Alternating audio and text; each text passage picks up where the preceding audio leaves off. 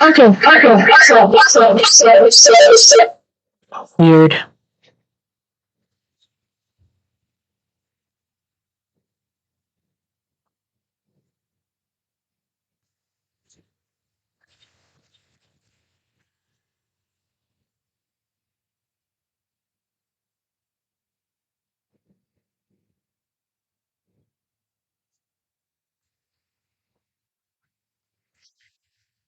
Hello, hello, hello.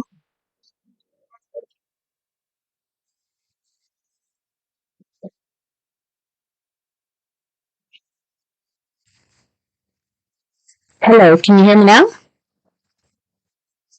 Oh, that is so weird that that happened. I'm sorry.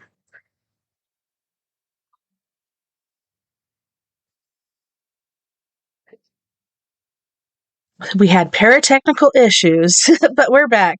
Yeah. So you were talking about people with glasses. Sorry.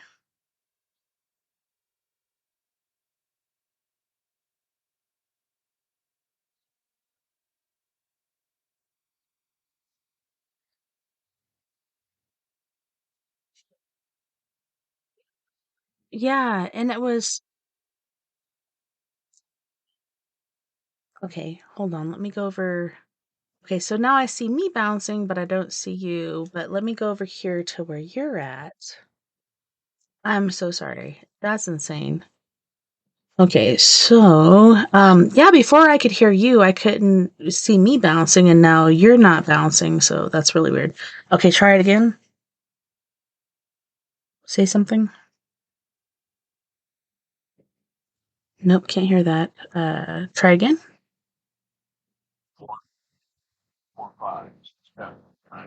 Okay, we're back. We're in effect. We're gonna wash these paratechnical issues away. Oh my goodness, I'm so sorry. This does happen sometimes, and it really depends on the energies of the people involved. And sometimes it's really, really bad, and sometimes like it goes off without a hitch. But yeah, it's pretty intense how that happens.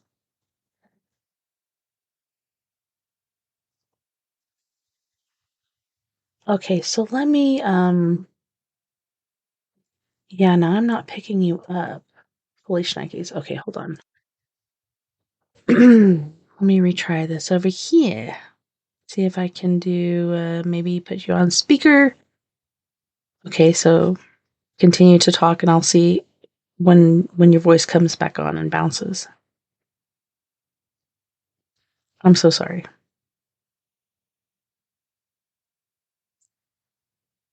John, are you still there?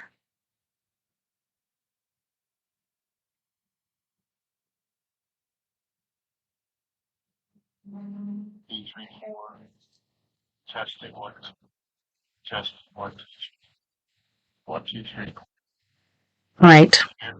Yes. I gotcha. I gotcha. Can you hear me? Okay. I'm sorry. No. Okay, good. I think we got it back.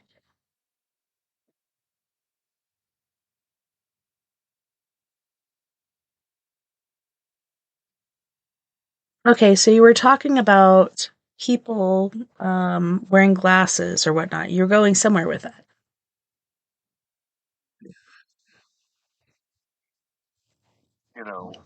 People ask me, well, why did you tell the truth? Why did you're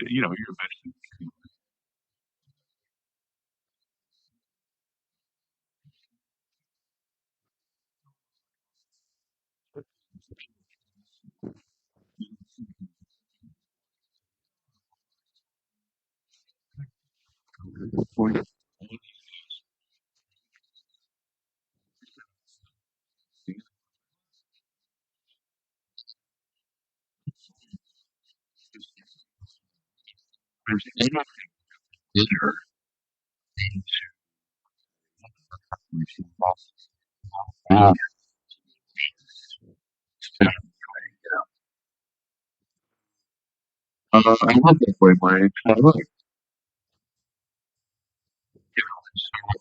She's not trying to find the love she's willing to, when getting around. involved in once again, there was a new family that was I see pretty small projects,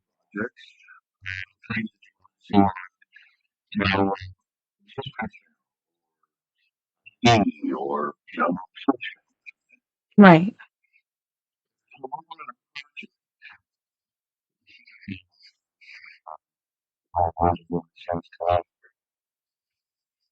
this called almost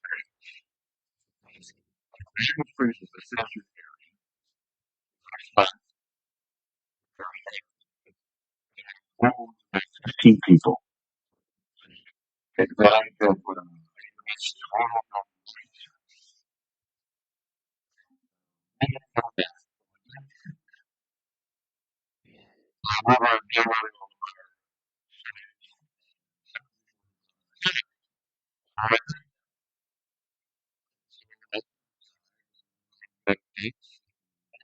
I was my son in the glass. Was that? Yeah. So and I just that's all that's fine. Well, this isn't normal. Well, I was happy that and I had control of it. We pulled on my glass. Oh, I had read it. Large. Almost a shape. Um,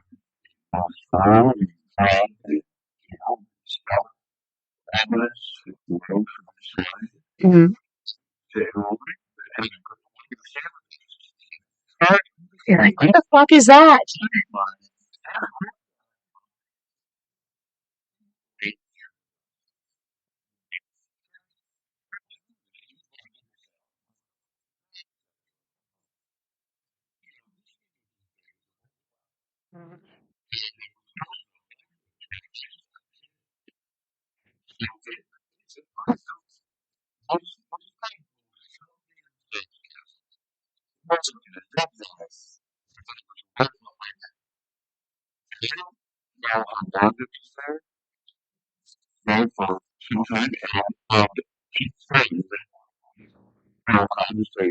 He's right away from me. Because again, they just understand things. Why? Because we were understanding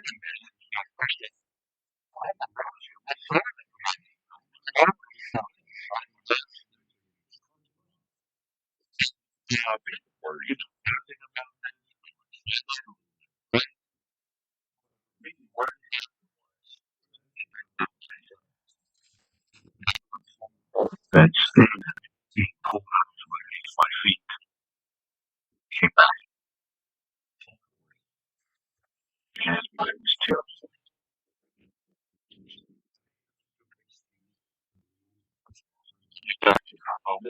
Where they actually don't get something that's that was very hard.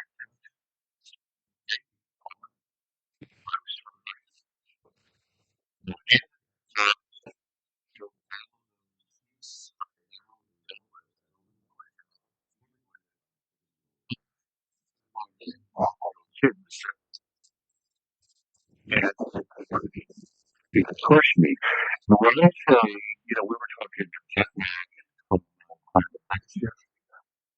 the next morning,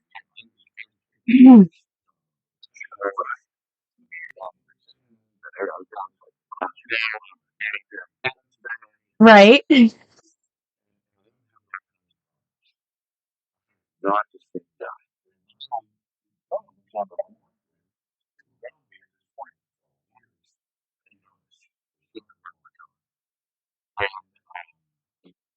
So something have this mad outside. So I can't even walk out there with them. with scalp filtration devices from the bottom. And then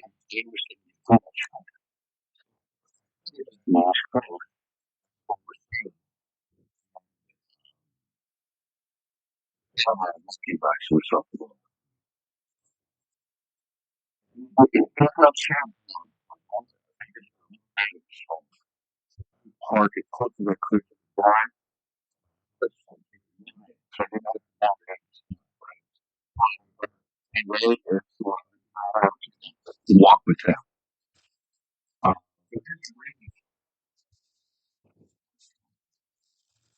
my relationships, my work.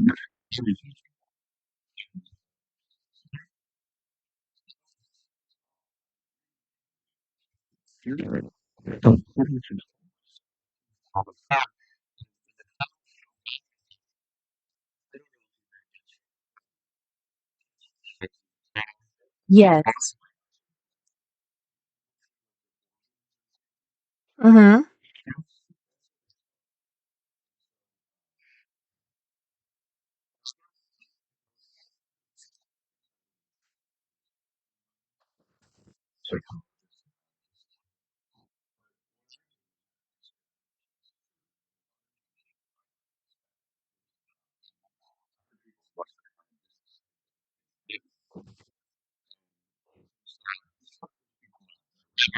Stuff and then they interview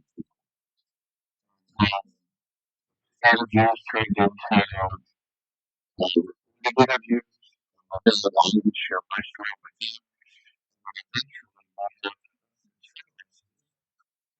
with people out here. Just tell me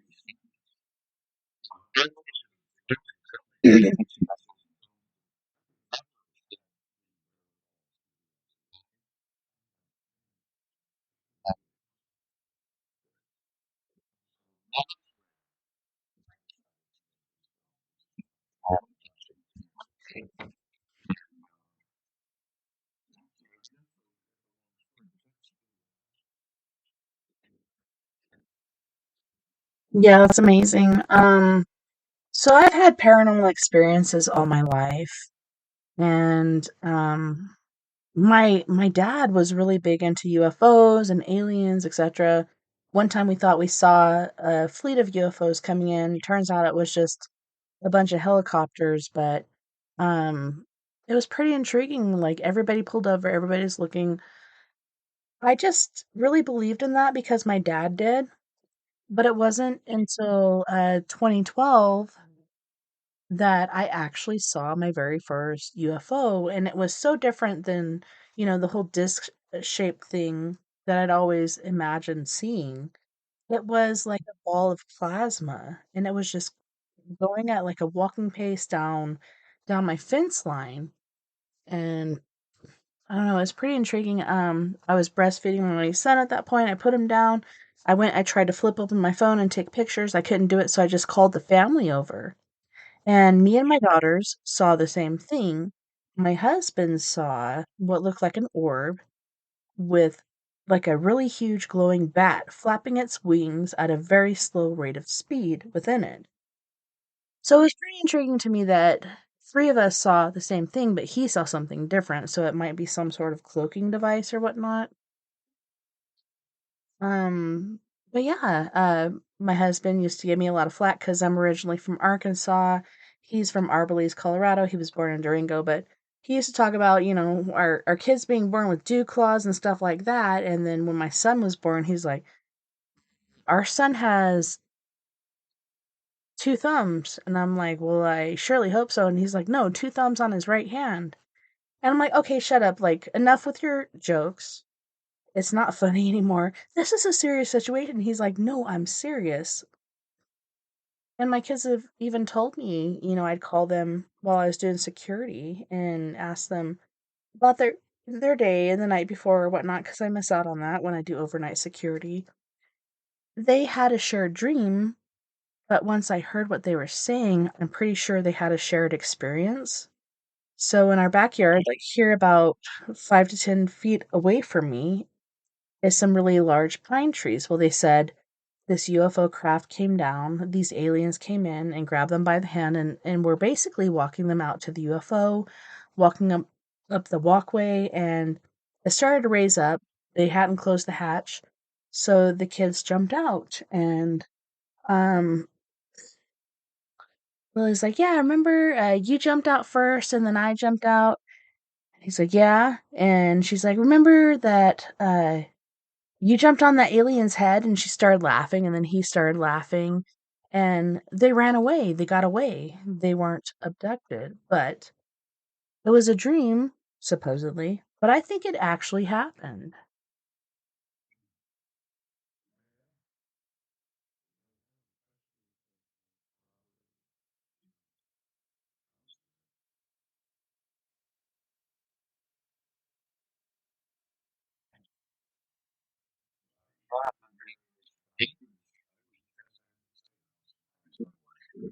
It's not.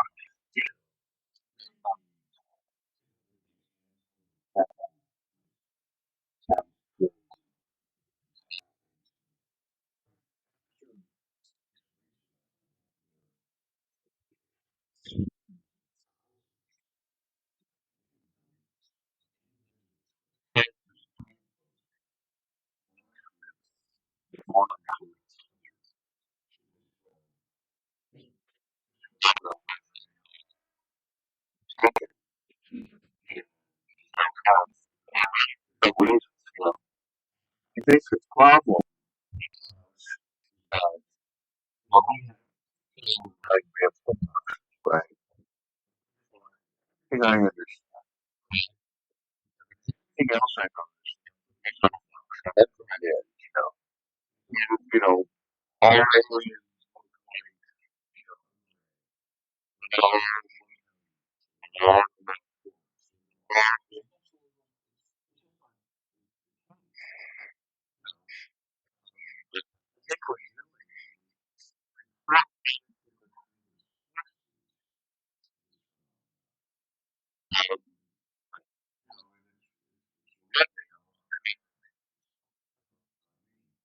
Yeah, definitely.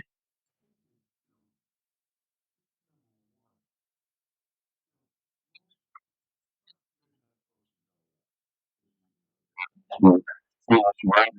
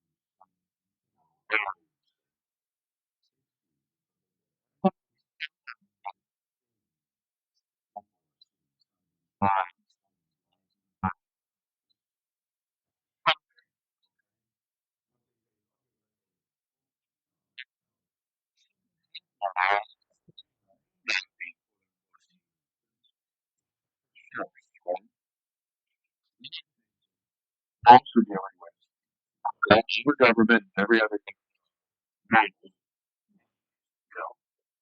this stuff. But what was Yep.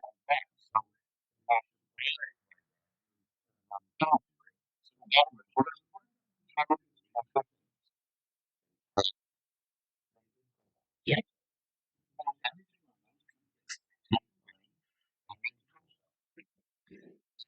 So they can try information. Sometimes when people listen to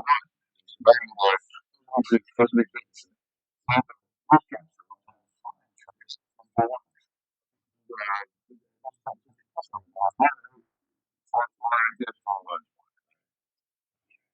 So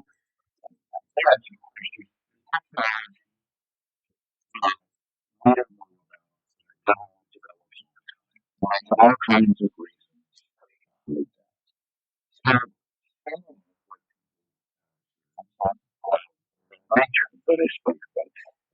time for that. It's not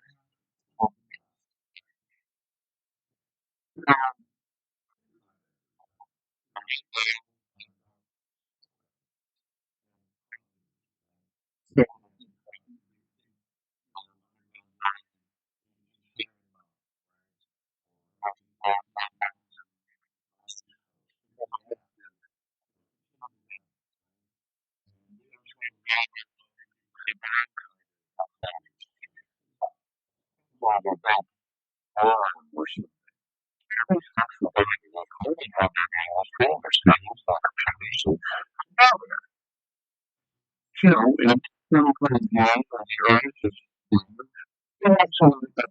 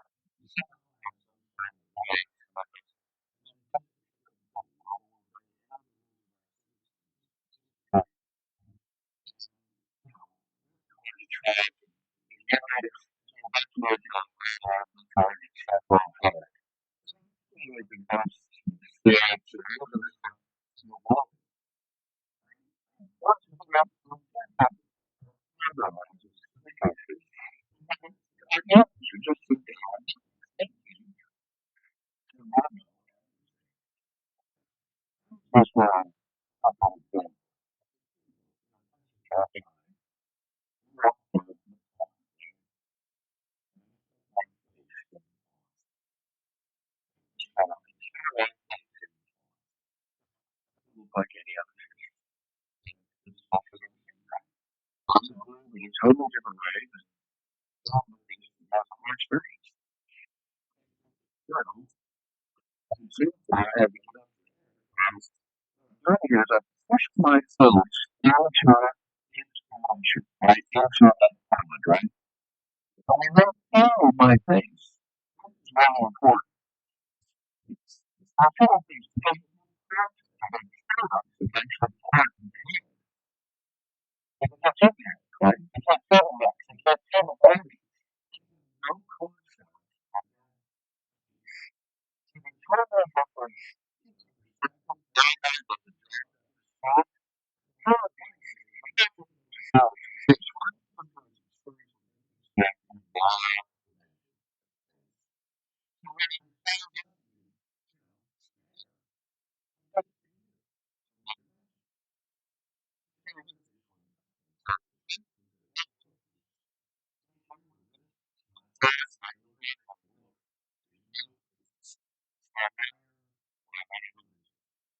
So when you found out that side higher dimension, outer dimension, and then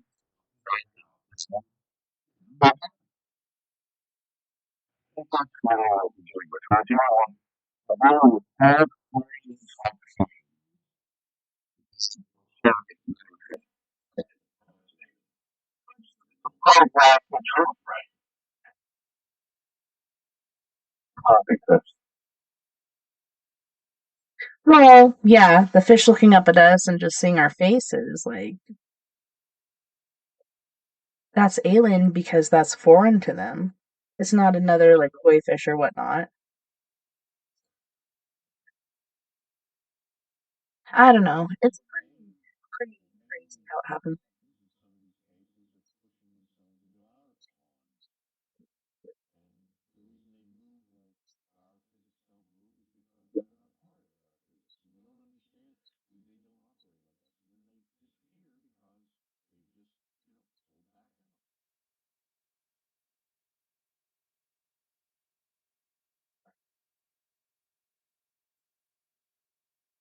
Well, and it's crazy too. I don't know.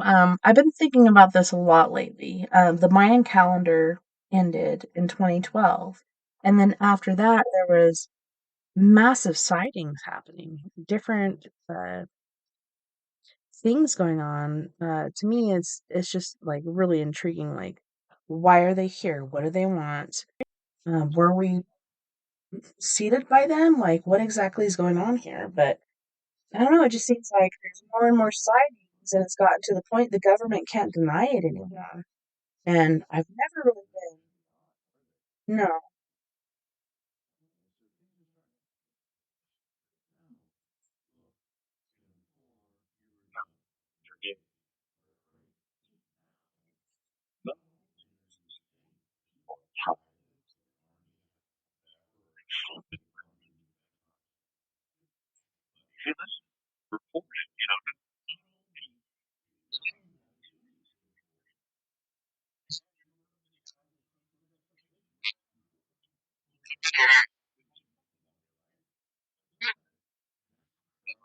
through these hearings and stuff, have literally given people permission to take a look, right? And so more and more people are looking. Yeah, now they have that super awesome telescope. I can't remember the name because I'm really bad with Sure. names. I'll see your face and be Okay. like, "Hey, you, how's it going?" But Hey, yeah, they big, have, hey, big guy. "Hey, how you doing? How you doing today?" But no, they have this new telescope where they've actually realized the Big Bang Theory doesn't even actually exist. Like they can see so many things so much clearly. And like I said, these alien encounters or UFOs coming into our atmosphere, they're even coming in by fleets, like huge fleets. It Yep. just seems like we're about to go to war, but are we really? Or is there something really major about to happen? Yeah. I think, well, let me say this to you. Um, you know, because of my encounter as a little boy, I made this film. And the film is not about me. The film is about us. You, me, your husband, your children, the world. And it's not about the shiny lights in the sky. It's about us as a species and where do we go from here, right? Hmm. because there's, you can have information, but when it starts to affect you, it's like you watch you watch the weather report, right? And it's snowing 20 miles away from you, and it's terrible, and it's going south. Well, you say, well, that's a shame for those people, but it doesn't affect me, right? Right. Well, but if you were in the middle of that snow and it was like 3 feet high, it'd be the end of the world for you. You know what I mean? Because you're living through it at that time. Well, what's going to happen here is that, right now you have people who say, well, this is all bunk. And then you have some people who will say, well, this is, hey, this could be, this is interesting. There's I enough haven't heard that term stuff forever. going on. This is Yeah. totally bunk. Yeah. And then you have other people who are living with this truth, who say, look, this is not a theory. This is really happening. This happened to me. This happened to me. This happened to me. And so what I can tell you is that within my lifetime, there is going to be that definitive reality. Every person on the planet is going to know something is about to happen. And it's going to be terrifying. And it's going to be wonderful. And it's going to be hard. And it's going to be soft. And it's going to be scary. And it's going to be enlightening. It's going to be all of those things because people are going to react differently. You know, you were telling me about how, you saw something and your daughter saw something and your husband saw something. And, you wondered, why is this? Why do we see it a little differently? Okay. Well, part of it is, just the filters in your head. Does an eagle see better than you? Well, sure, because its eyes are better. It's not paranormal. It's just, better eyes. People who wear glasses, it's not to you, they might see better, you might see better. But what's happening is something is going to happen that is going to be so clear that we're not going to be able to deny it anymore. And there's not going to be anybody on the planet who denies it because it's going to be crystal clear. And it's not disclosure. I lose my mind when I hear people talk about disclosure. Yeah. Disclosure happened, 100 years ago, 50 years ago. In 1952, people say, well, why did they land on the White House lawn? In 1952, there are Hey, UFOs that's when over the the White president was House. cool, okay? They were actually Yeah, communicating with that guy. yeah. But they were over the White House, and we sent up fighters to shoot them down, and they laughed at us, and they disappeared. And then, guess what? Our fighters came back down, and they put the UFOs are again over the White House, and it's reported. They're here. They're saying, "Hello, we're here." And so, what did we try to do? Try to shoot them on the sky. Yeah, Okay, like, well, let me yeah, ask it's you something. exactly like that If you, sighting in if you, Hollywood. yeah, if you drop by my house just to visit with me, and I started to throw bricks at you, I don't know if you'd come in, right? No, I'd I be think like, bye, maybe Felicia. yeah. I think they're concerned because I think that sentient life, meaning thinking life, conscious life, is is everywhere. But I think it's scarce. But when you think about billions and trillions of stars, right? I don't think there are billions and trillions of sentient beings. I think there might be hundreds or thousands, right? That sounds like a lot, but out of trillions and trillions, that's pretty scarce, you know. Uh, and it's like picking up a handful of sand, Mm-hmm. and one piece of that sand is green, and everything else is, brown.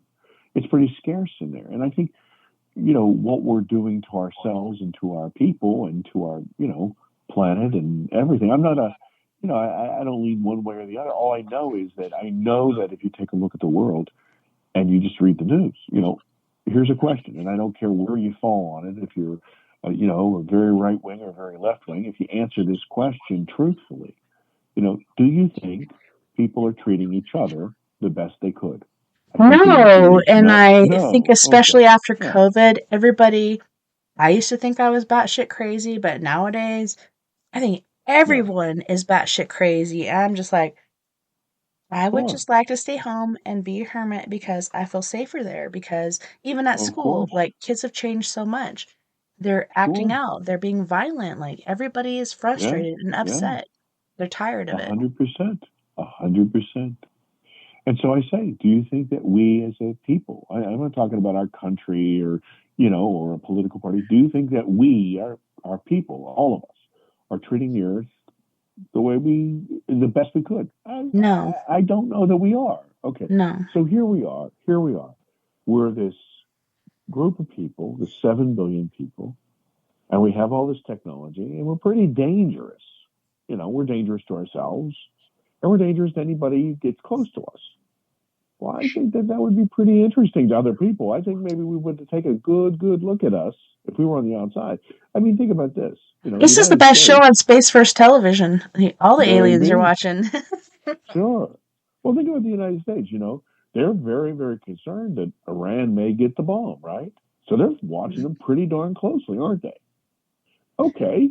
Well, Iran is in the middle of the desert. Why the heck would we care? And it's far away from the United States. But you know what? They're developing stuff out there that could be dangerous to themselves and to us. We better take a look. We better send our drones over. We better put our spies in there. We better find out what's going on, right? So, see, this is the thing. Once again, I'm telling you, the problem for us is our ego. We say, yeah, well, we do that because we're smart. Okay. Well, we've been around for a couple 100,000 years, and only about, what, 1,000 of those years have we been able to speak and write and read and all this other stuff. Okay. Well, what if a civilization's been around for, I don't know, 2,000 years or 3,000 years? How much smarter would they be than us? How much more tech would they have than us? Probably a lot. Probably a lot. I mean, think about this. When I was a kid, there were no cell phones, there weren't computers, there weren't any of this stuff. Okay. In the 60s, they had just gone to the moon. Okay. Well, things have changed. So that's what are we talking about? 40 years? Okay. Well, now add 2,000 years to it. Of course, the technology is different. And of course, they're looking at us and saying, hey, what are you kids doing here? Because what's happened is that our technology has outgrown our maturity. And so we're kids with, fireworks. Oh no, But it's about but to we're get real. we're like, yeah, but we're like 8-year-old kids. We wish and we say we're big kids, but we're little kids. And I think that's what's going on. I think that's to your point about more and more activity and more sightings and more this. I just have a feeling that these guys have said, "Hey, listen, we've heard the news and we're here to kind of make sure that everything is okay." Now, having said that, having said that, I don't believe that all aliens or all energy out there is positive. No, there's In the bad guys, film, there's good guys. sure, look at the Earth. See, once Yeah. again, we can't let's not be idiots. Let's take a look at it as it is. If I throw bricks at you, I'm probably not a friendly guy, No, right? I don't like You you. take I it, don't like you very much. yeah, yeah. So I hear people in this community, UFO, oh no, everything is love and light. No, no, the guys who throw bricks, they're throwing bricks, because they're either afraid or they're not nice. Okay, so we have to take a look at it as it is. The the other part is that some of these species are so far beyond us that they look at us like primitives, that we're talking apes.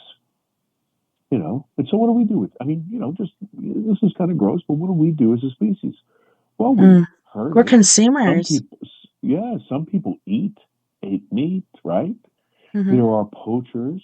We use them for medical experiments. We do all kinds of different chemical tests on them. Okay, well that's what we do, and we're humane, intelligent, and But how dare the aliens do evolved. that to us? How dare This is they? what I'm saying. This is what I'm saying. And how dare they? Okay, well, they're 2,000 years ahead of us. Maybe they think that we're the primitives, right? Hmm. So, I mean, you've got that going too. And then you've also got another whole group of them. Who and here, you want to hear a great story about aliens? Yes. One that proves that there are good guys out there. Let me give you a Yes. good one. Let me give you a good one. Now this one is one that you've probably heard many times, but you may not have thought about it in this way. Okay, I'm going to give you a different way to think about something. Okay, and honestly, this is what my film is all about. You know, how do you get through this terror? How do you get through this feeling of being out of control to some level of understanding, to some of these answers, so you can, in fact, say, okay, look, I might be afraid, but I can, it's like driving in the snow. Are you afraid? Are you tense? Sure. Is there a way to do it? Yes. Right? Or you can decide to stay home. I'm not going to drive in that snow, right? But you can Hmm. make choices if you're just not petrified. And so this is what my movie's about, is helping people not be petrified and helping them understand it. Okay? So let me give you a good example of what I mean. Have you, I'm sure people in your audience have heard this, but have you specifically heard about occasions where UFOs might come up on, say, a nuclear base, a Hmm. US or UK? Okay, so in Montana, there's Maelstrom, right? Okay, and so let me tell you this story. This is what happens. Now, I'm going to tell you the story the way it's reported, and then I'm going to tell you a different way to think about it, right? So this is what happens. So this nuclear silo, we got like 10 or 11 nuclear missiles, okay? Yeah. Heavily guarded, heavily guarded. Dark night, this glow comes out of the forest, this light, its globe, and it comes out and it comes towards the base. Okay, these guards, they lose their minds. Yeah. They What the lose their hell? shit totally. Yeah, what the hell is this? So of course they call their commander, who's downstairs, like 30 feet below cement and all this other crap. Yeah. Calls Smoking him. a cigar, What's drinking going his on? What's going vodka. on? Yeah, yeah. I'm drinking vodka. Yeah. What the hell should we do? What the hell we should do? Well, he says, are they attacking? What's going on? Okay, it's a total lockdown. They lock all the doors. They seal. They say, listen, you're locked and loaded. If it comes in, shoot the hell out of it. Whatever. Okay, Locked and loaded, ready to fire. Ready, aim, locked and bullseye. loaded. So here the lights are, and they don't move. They stay there. And then what happens is something really weird. Is somehow, even though everything is guarded and locked up, and one by one, these silos turn off. Mm-hmm. They they literally turn the missile off. Okay. Now, one by one, everybody loses their shit again. Oh my God, what's going on? Okay. And now they're scrambling, trying to do this. Oh my God, they're going to have a meltdown. Is something going to blow up? What's going on? Okay. So once again, the lights stay there. They don't come in. They just stay there. And after a few minutes, they drift away. And then after a few more minutes, each one of those missiles come back online, right? So the commander, this is a top, secret thing. Holy crap. He calls in the experts. They do all these checks. They do all these computer checks. They can't find out how this has been done. They have no idea what happened. Yeah, it's So like, have what we we been do, hacked by the aliens? okay, And you yeah, can't track that. yeah, yeah. So here is the answer that we have. Watch. We ball our fists and we shake them at the sky and we say, this must be an enemy. We got to blow the hell out of them. They can take our missiles. Right? I love the Okay. smell of napalm in the morning. Yes, exactly right. But let us take a look at exactly what happened. Now, I totally understand from a defensive point of view. You say, holy shit, this is the strongest weapon we have, and they could take them out. Because the truth of the matter is, if they could turn them off, they could probably explode them in their shafts, Mm-hmm. right? Okay, so let's take a look at this again from a different perspective. These lights, they come up. The guys lose their shit. They're locked and loaded and ready to go. So the lights don't come any closer. Okay? They don't hurt anybody. They don't burn anybody. They don't blow up anything. Okay? Then what they do is they reach in somehow through their technology or their consciousness, and they're able to turn off our fireworks. Turn them off, turn them off, turn them off. And they show us this is what you should do. Yeah. This is a dangerous, dangerous toy. Now watch, they don't blow them up. So they don't take our matches from us. They don't take our fireworks from us. They say, look, do this. Now they stay in the sky for a few more minutes. Like, did you get the lesson? And then they drift away. They don't hurt anybody. And then one by one, because we have to make the decision. We have to make the decision to be peaceful. Just like you have to make a decision to stay with your husband, to love your children, to do the right thing every day. You have to make the decision. Because if somebody forces you to do something, you're always looking for a way out. You're always looking for a way to do the other You thing. tell me what to So do, I'm what? going to do the opposite. Yeah, 100%. So what have these aliens done? They said, hey, look, this is what you need to do to protect yourself and the earth and your lives and your families and your society and your species. This is destructive. Stop this. But yet they walk away and they let it turn back on because we have to make the decision. But look, our maturation, our morality does not allow us. We see it as a challenge to our ego, a challenge to our dominance, a challenge to our control. So we can't let that happen. So what we say is, we're going to war with you. We're going to shoot you out of the sky. We're going to do this. We're going to do I'm this. going to fight you and I'm going to win. Yeah. Now you have kids, so you know this. Listen, as raising your children, you've had to give them some tough love. Tell them no. Tell them this. Yeah. Tell them this. And I'm you the no know, even guy. as a kid, your parents did that to you too. I can still remember being so mad at my mom. I'm up in my room crying as a little boy. I hate you. I hate you. Yeah. Meanwhile, she had done the exact right thing to help me. Okay, because growing up is hard to do. Yeah. See, as a child, we understand that. As adults, we have no more growth. We know what we're. See, I tell you once again, I'm coming back to it. It's our ego. Our ego refuses to allow us to grow up, really. You know? And so there's an example of some aliens who didn't hurt anybody. Now, I don't know who those guys were. I don't know if they were Greys or reptilians or I don't know any of that crap. I have What a I'm feeling they saying were the is, good guys. yeah, but they, like I said, if you throw bricks, you're either afraid or you're a bad guy. Somebody comes up and shows you a lesson like this, and see, once again, hoping that you understand this.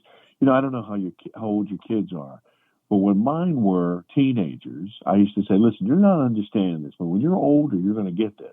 Yeah. And as men, they say to me today, they say, Dad, I didn't understand it then, but I do it now. Because why?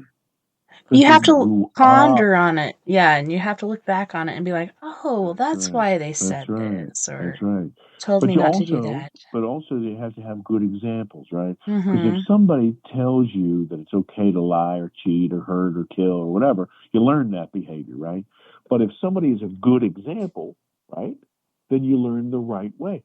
Mm-hmm. So once again, because of our ego, we won't learn anything. Because see, if you know everything, you can't be taught. And that's what we are. We can't be taught because we know. We See? know And we're wrong. everything. Yeah. So I've learned that I don't know crap. As Yeah, soon as me I think I too. know something, yeah. I want to. And by the way, the film is called Alien Abduction Answers. Mm-hmm. Sometimes people give me some crap about Mr. Answers. And I say Oh this, my look. gosh. There's always I say, naysayers out there, yeah. But I say, look at the words matter, right? So it doesn't say the answer, right? It says answers. So what these are is these are landmarks for people who are too afraid to ask the questions, who might have had the kind of scary experience that I had, that would have never ever talked about it, that No. need some help. or maybe remembered something but never wanted to say anything because they thought they'd be laughed at or whatever. This Judged and is ridiculed. landmarks. Yeah. So I asked the question. So look, if I look like an ass, then who cares? It doesn't matter. But people in their comfort of their own home, in the safety of their own living room, they can watch me. And this is what it is. This documentary is unlike any one you've ever seen, Tess, because when you watch documentaries, I'm sure you've seen 100 of them. Mm-hmm. They I show love like them. old clips, and then you hear Yes. some guy off the side say, back in 1957 or something crap like it, right? Okay. But Yes. that's not the way this is. That's not the way this one is. You are with me. It's almost like you're sitting on my shoulder or in my pocket, and you walk my path. I take you with me through that fear. You're going to experience what it was and what happened to me. You're going to see it firsthand. And you're also going to talk to these people who are, they're like 6 or 7 people that I talk to who are incredible people who all had different experiences of abduction and different encounters with different types of aliens. And you'll see that when you watch the film, people say, even if they don't like me, if they don't like the idea of this film or whatever, the one thing they all say is this, is that when they watch it, they see people who are them. They say, Mm-hmm. that's me, or that's my uncle, or that's my sister, or that's Yeah. my mother up there. They can relate. Totally and completely relate. And that's why I'm trying to tell you, this movie is not about the lights in the sky. It's about us because it has to do with us. We're not going to fix this issue or this conundrum within ourselves by using wrenches or torpedoes. We're only going to fix it by growing up and understanding what our situation is. And when we understand what the situation is, we can make real decisions, right? If you're afraid of the dark, okay. But you're not actually afraid of the dark. I'm afraid of what's in it. Yeah, but you can't see what's in it, right? You need to Yeah. see what's in it. And what I try to do is in my film, I try to shine some light on that. That's And awesome. I've had people from around the world call me and tell me in tears, and people write to me about how this has changed their life, how for the first time in their life they can talk about this, and they can have some healing, and they can also come to some sort of understanding. And that's really what I was wanting to do. It wasn't to make $1 million or to be a movie star or whatever. That's all bullshit. What I was trying to do is I was trying to do a service for folks and get it out there so people could see it. And I love that. That's awesome because yeah. I hate when, so I'm in the paranormal field. Finally came out of the paranormal closet in 2012, the same year I saw my first UFO, but it was at the point where I didn't care what people thought anymore. There was somebody that needed my help. And so that's when I came out. I'm like, I can help you. I can find answers. And we did. It was pretty sad, but yeah, there's so many awakenings that happened that year, and that's the same year that the Mayan calendar ended. But to me, it's amazing, and I'm glad you're doing what you're doing because people need that. They need to know you're not crazy. This is happening to these other people. So I'm so glad that you've done that. On that note, we do have to go to our first music break. I'm sorry, we're about 30 minutes late because we did have technical issues, but I got it fixed. Do your business. You're the boss. I'm so glad you hung in there with me. I was just like, oh my gosh. I didn't want to reschedule, and I was about to say, hey, maybe we need to, but I finally got it fixed. But thank you so much for hanging in there, and thank you to all of our listeners for doing the same because it gets pretty hairy and willy-nilly, but, everything happens for a reason, but we're back. So on this music break, we have Miss Tamara Bubble from the greater New York area with Out of the Mud, I Met Natural Born Winner, and Cute Panties. And then we have Mr. Roy Washington, who is our musical host. He bestows upon us most of the music that we do have.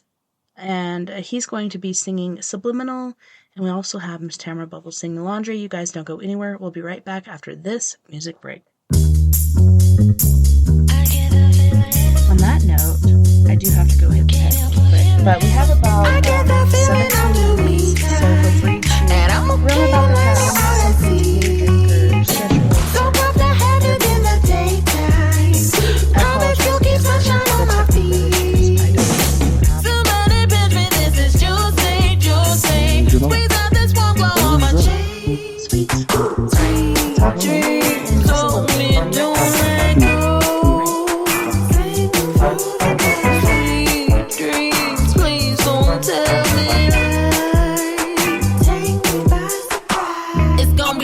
different now. That's what they say. It's gonna be different how when it's steady pouring rain. We stepping out the mud. Yeah, we on our way. We stepping out the mud. We gon' be okay. Ain't got to live in dirt. I walk through, walk through. Ain't got to deal with what I won't do, won't do. We stepping out the mud. Yeah, we on our way. Run your way up out the mud. We gon' be okay. Ain't gon' do me dirty. You gon' do me right, right. Give me all the sunshine I need in my life, life. Ain't gon' do me dirty. You gon' do me right, right. Give me all the sunshine I need in my life. I get the feeling I'm the moonlight. Put a little two-step to my beat. I should be dancing 'cause it feels right. Shake it, shake it, shake it with a breeze. Now once again, will give me two dice, two dice. I feel so lucky, can't you see? Sweet dreams hold me, don't let go. Sing through the night. Sweet dreams, please don't tell me lies. Take me by surprise. It's gonna be different now. That's what they say. It's gonna be different how when it's steady pouring rain. We stepping out the mud. Yeah, we on our way. We stepping out the mud. We gon' be okay. Ain't got to live in dirt. I walk through, walk through. Ain't got to deal with what I won't do, won't do. We stepping out the mud.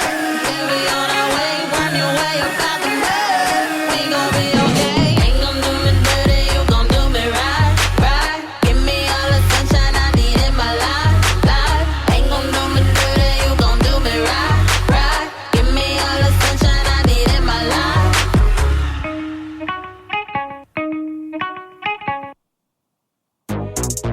Hold on. Slide, move to the side, make way for the bubble. Right. Bubble on deck. I said, look. Hard to hear it, what's up? Look. Watch out, little homie, watch out. I'm seeing it, loving it, feeling it, breathing it.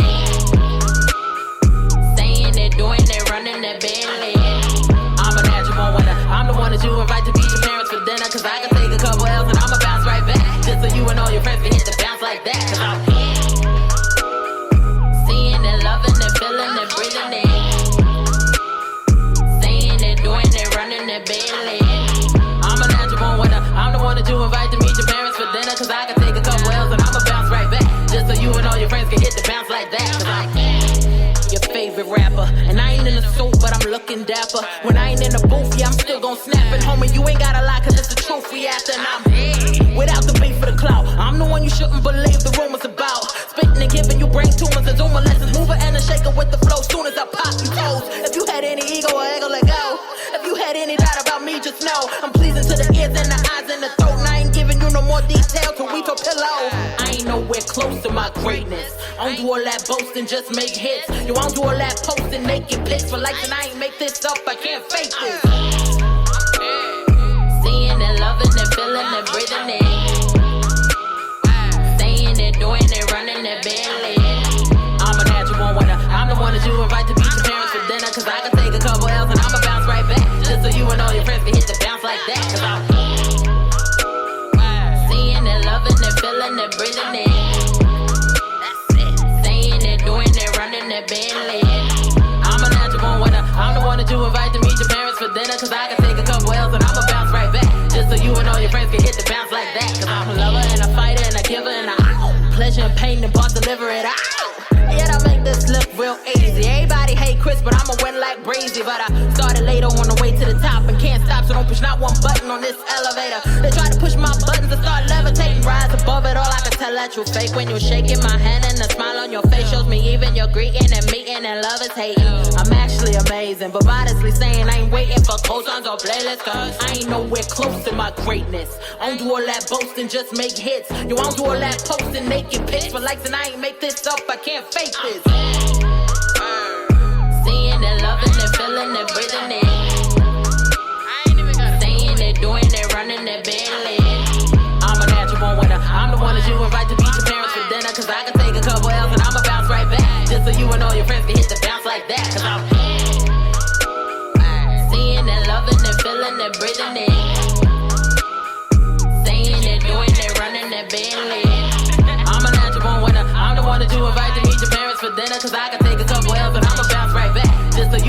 friends can hit the bounce like that. Cause I'm the one you gon' call when you're lonely. I'm the new girl on the block, you gon' show off to your homies. I'm telling you now, we gon' vibe in the booth. How you crave another feature like I'm your sweet tooth. All my people wanna see me shine, but I don't pray for you to fall, cause I don't play with karma. When I slide through, it's gon' be bad timing. Like, watch out, little homie, watch out. I'm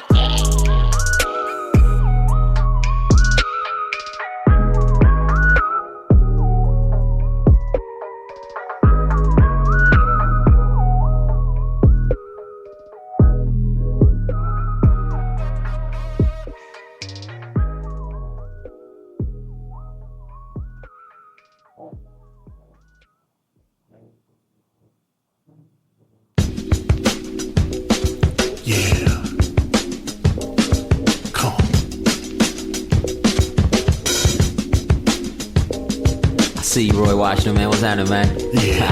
Come on. Yeah.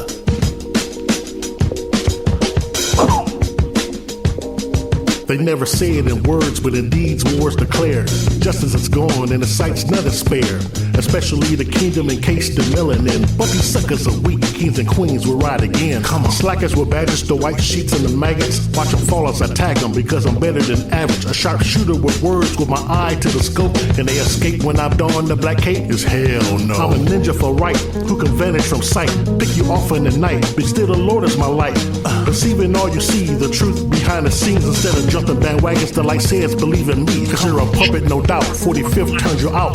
Though I saw your lips moving, no sound came out. So I was sent from the heavenlies, born so you could find me. Swam the scene and stream, took flight during the 90s. Landed in grace, wrote a verse of hip hop. Got with Jay and found a taste was smooth as butterscotch. We had hood love and money. Problems, they be on me, but we stayed in the flow. It had juice like Manolo. They can try to oppress, you can try to impress. I'm just after success, none less. You can look in my eyes, you can feel in my vibes. Look me down inside and it's so subliminal. I got God on my side, I ain't worried about none. If it ain't about money, then it ain't about none. Laughing at my enemies, I know they see me coming. If it ain't subliminal, they can't even see me. Politics and violent shit, I'm here to raise the consciousness. For every face and race up in this nation trapped in poverty. Diamond in the rough, need to cut, shape it and polish it. Bad thoughts cripple life, we can be an optimist. We can be an optimist, reconstruct apocalypse. Broke people always hating, mix me with that gossiping. Rose up in the concrete, rain and sun, I'm blossoming. My people need to be like kind of Velcro, then we conquering. They can try to oppress, you can try to impress. I'm just after success, none less. You can look in my eyes, you can feel in my vibes. Me down inside and it's so subliminal. I got God on my side, I ain't worried about none. If it ain't about money, then it ain't about none. Laughing at my enemies, I know they see me coming. If it ain't subliminal, they can't even see me coming. The 45th is a joke, and he's weak in disgust. He plans to divide, but there's no stopping us. If we have to fight, go toe to toe for our lives, we prevail and got sight, cause only light I recite. I blow my lyrics like a shotgun, camouflaged inside the tracks. Now watch the suckers run. Not moving fast enough, heads up, now here I come. I designed 50 ways to make this murder fun. I spit the lyrical rain that coat the concrete, that give life and take form. Arise and walk the street. Am I the greatest to spit? Feel the spray and we'll see. Let it dry, all the lies and the truth will point to me. Even when surrounded by a million MCs, I'm the one under the sun who's the greatest of these. I got the Holy Ghost juking and tapping while I'm rapping. Sticking and moving like Roy Jones, I'll make it happen. Even animals move when the novelist is rocking. My doggy started barking, his ears just a flopping. Subliminally, I penetrate camps like an enemy. Flicking the lights, cancel sight, cause you're not seeing me. They can try to oppress, you can try to impress. I'm just after success, none less. You can look in my eyes, you can feel in my vibes. Live a king down inside and it's so subliminal. I got God on my side, I ain't worried about none. If it ain't about money, then it ain't about none. Laughing at my enemies, I know they see me coming. If it ain't subliminal, they can't even see me coming. Yeah. Bubble on that. Yeah. Real cute. Underwear.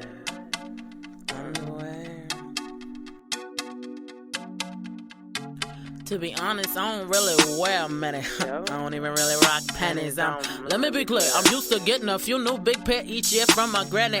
Couple sexy ones that might come off, and I done had way too much Henny. A drunk text go out. Like, come and eat the sweet juicy pie down there. I'ma go that route. But now, nigga, wrong song. I only need a couple of bars to turn you on. That's why I started mentioning that lingerie. But pull her to the studio with some long john. This verse about to take a turn for the worse, and all them cute panties gonna be long gone. Cause the hating niggas that I wrote it for, they ain't afraid of wordplay. That's why they wrote this for. So I'ma drive them wild. Thinking one day they might hit all about my boy shorts, G-strings, slutty thongs. Even put them edible pennies on the cover so they wonder how that bubble tastes. You can stay mad, be miserable, old, predictable, maybe not even applicable. But yeah, you typical. Check your mans if it ain't you. Cause way too many queens rocking shades cause they eyes black and blue. Way too many dudes putting hands on the bras. That make you feel like a man. Mishandling a weaker vessel, yeah, you saw.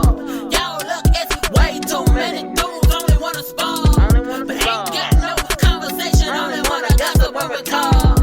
Why I keep seeing these grown dudes out in the broad daylight like some broad? Why I keep seeing these dudes letting these girls fighting on the stopper to record? These little niggas online, the worst part, lame hoes got a squad. And all they do is just like the females doing interviews with that nigga vlog. I be like, come in, big boy, take off them drawers. I just came from shopping, let me slip you into something real soft. You prefer the laces satin or the silk, cause some pretty little rolls, they gon' hang off your balls. Look at you, sitting pretty, yeah. You the type that rock them cute pennies, yeah. Come here, you cute, yeah. Real cute, you hating on a female, cute, real cute. Why you mad we getting money? Maybe that's why you sag like them punish shout. Oh, by the way, cute pennies, bro, real cute. Grown man, big boss, taking shots from a penthouse love. Talking trash, he making big calls. Yep, then again, that's only till his phone got off. Come again, yeah, his phone got disconnected. But don't worry, he be back online hating in a second. Back at the crib, remember she paid her phone and the rent. Squashy nigga, vegetable soft. Now he souped up in my mentions on some vegetable, bro. Leaving comment at the comment, you that thirsty, drink vomit. I promise I ain't never seen nobody when had so much time to hate me. Be honest, is you mad at me? Or the fact that I'm grinding? It's a fact that I'm winning, son, I really be shining. Why you pressed on my diamond? You ready to swing on this little bitty girl, so don't tell me I'm lying. Way too many dudes putting hands on the bra. That make you feel like a man. Mishandling a weaker vessel, yeah, you saw. Yo, look, it's way too many dudes only wanna spar. But ain't got no conversation, only wanna gossip when we talk. Why I keep seeing these grown dudes out in the broad daylight like some broad? Why I keep seeing these dudes letting these girls fighting on the stopper to record? These little niggas online, the worst part, lame hoes got a squad. And all they do is just like the females doing interviews with that nigga vlog. I be like, come in, big boy, take off them drawers. I just came from shopping, let me slip you into something real soft. You prefer the laces satin or the silk, cause some pretty little rolls, they gon' hang off your balls. Look at you, sitting pretty, yeah. You the type that rock them cute pennies, yeah. Come here, you cute, yeah. Real cute, you hating on a female, cute, real cute. Why you mad we getting money? Maybe that's why you sag like them punish shout. Oh, by the way, cute pennies, bro, real cute.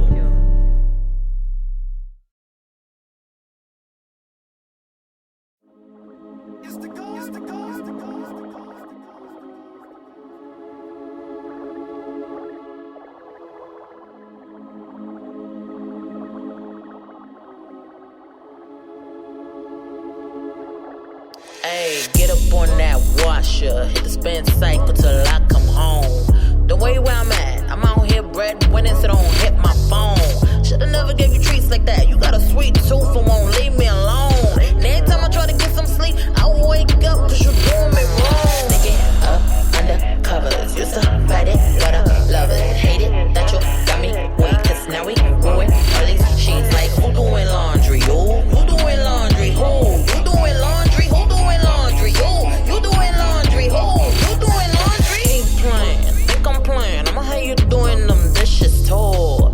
Better lick them plates clean, be grateful for this delicious food. Why you want no fours? What you scrubbing floors cause you want some more?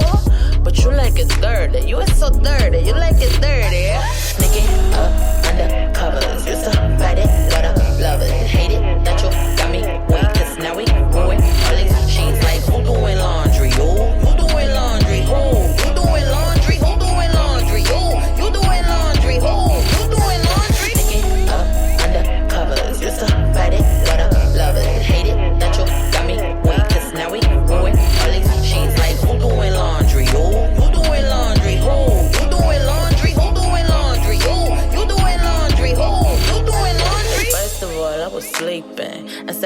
why you creeping. Third of all up on me, rubbing like conditioner that you be trying to leave it. Relax, love, keep breathing. And I would say keep cleaning, but you like it dirty. You is so dirty, you like it dirty. Sneaking up under covers. Used to fight it, but I love it. Hate it that you got me weak, cause now we ruin all these sheets. Like who doing laundry? You doing laundry? Who? You doing laundry? Who doing laundry? You doing laundry? Who? You doing laundry? Get up on that washer, hit the spin cycle till I come home. The way where I'm at, I'm out here breadwinning, so don't hit my phone. Shoulda never gave you treats like that. You got a sweet tooth, so won't leave me alone. And every time I try to get some sleep, I wake up cause you doing me wrong. Sneaking up under covers, used to fight it, but I love it. Hate it that you got me weak, cause now we ruin all these sheets. Like who doing laundry? You doing laundry? Who? You doing laundry? Who doing laundry? You doing laundry? Who? You doing laundry? Sneaking up under covers, used to fight it, but I love it. Hate it that you got me weak, cause now we ruin all these sheets. Like who doing laundry? You doing laundry? Who? You doing laundry? Who doing laundry? You doing laundry? Who? You doing laundry? Get up under covers. Yeah, you like it dirty. You are so dirty. You like it dirty, yeah? Under covers. Yeah, you like it dirty. You're so dirty. You like it dirty, yeah?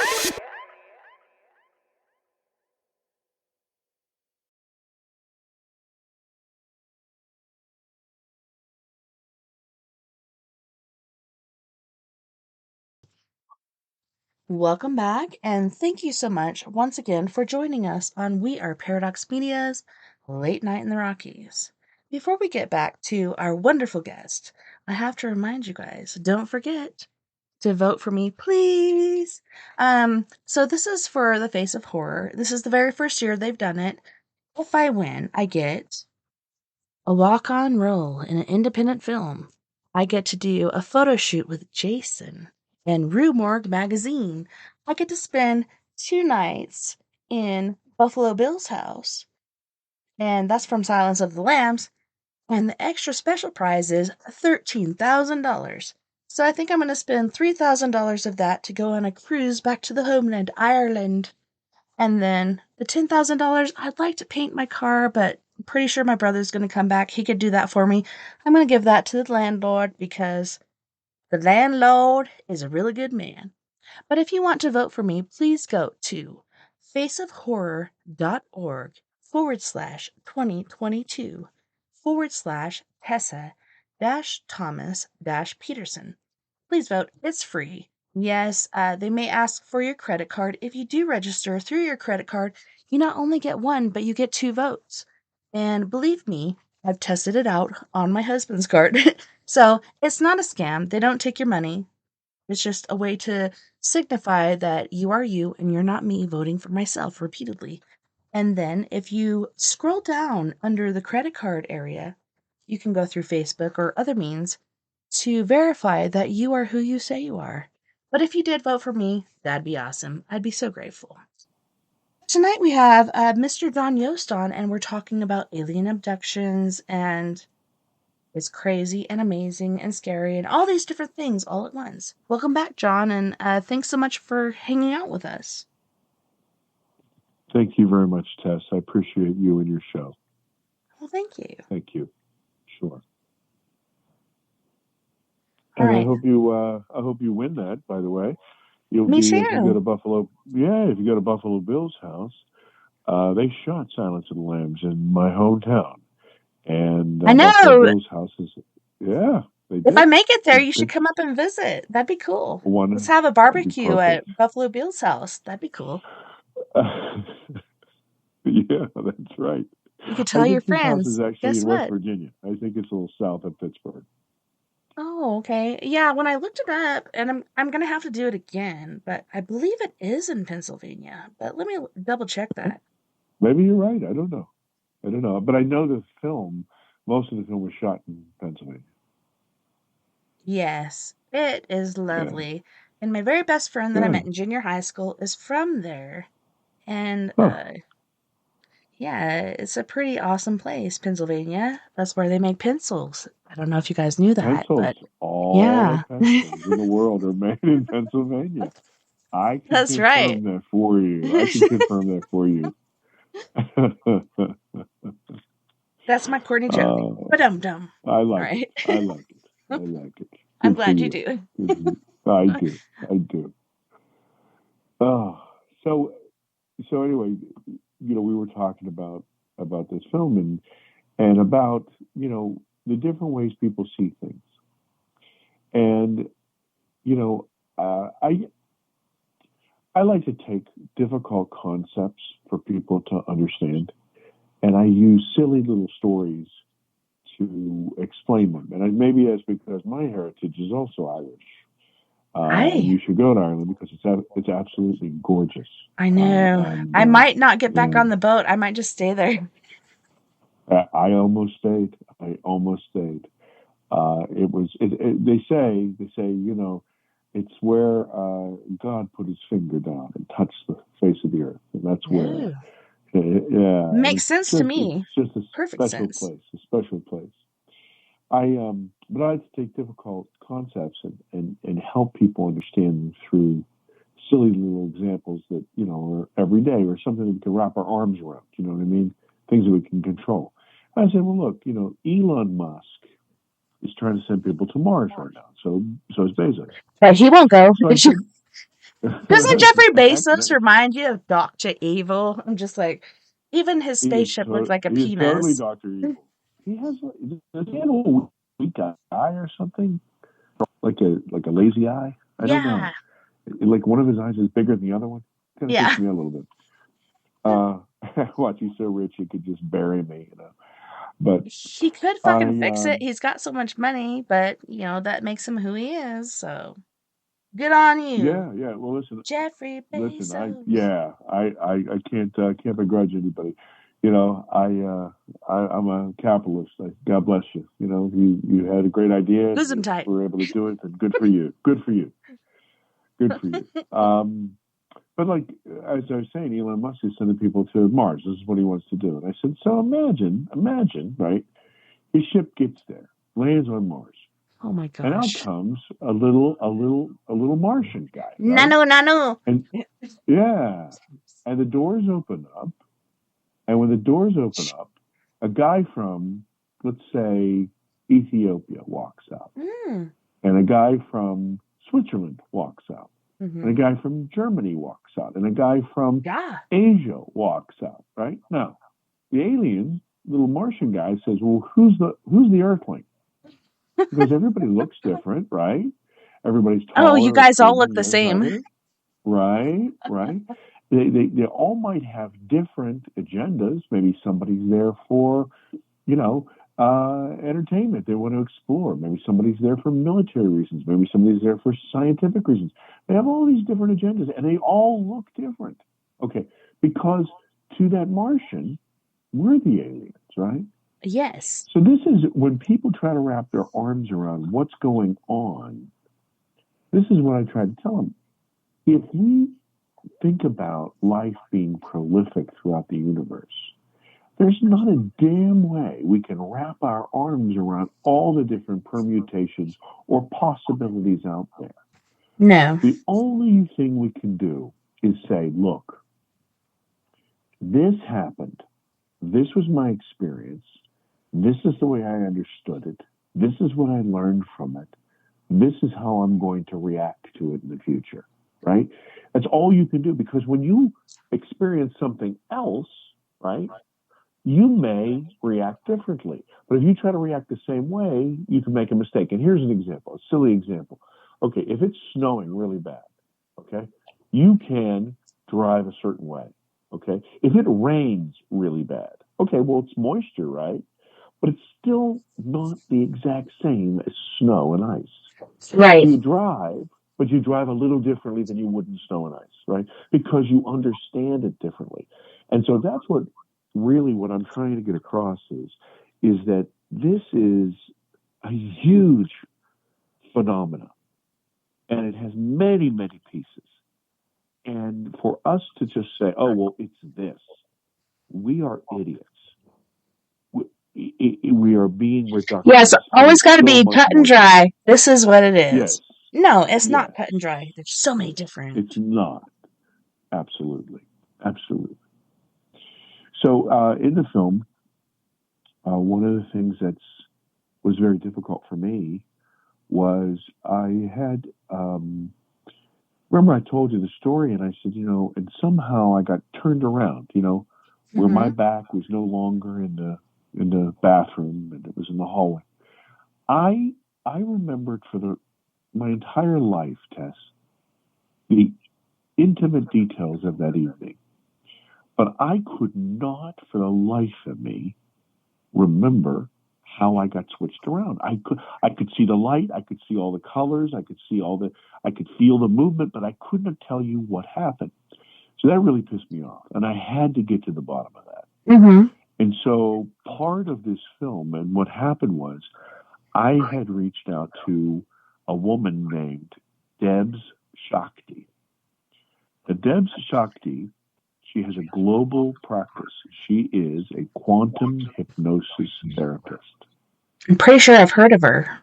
Seriously. Yeah, I'm going to tell you something. She is wonderful. She's from Kansas City, and she works with people around the world.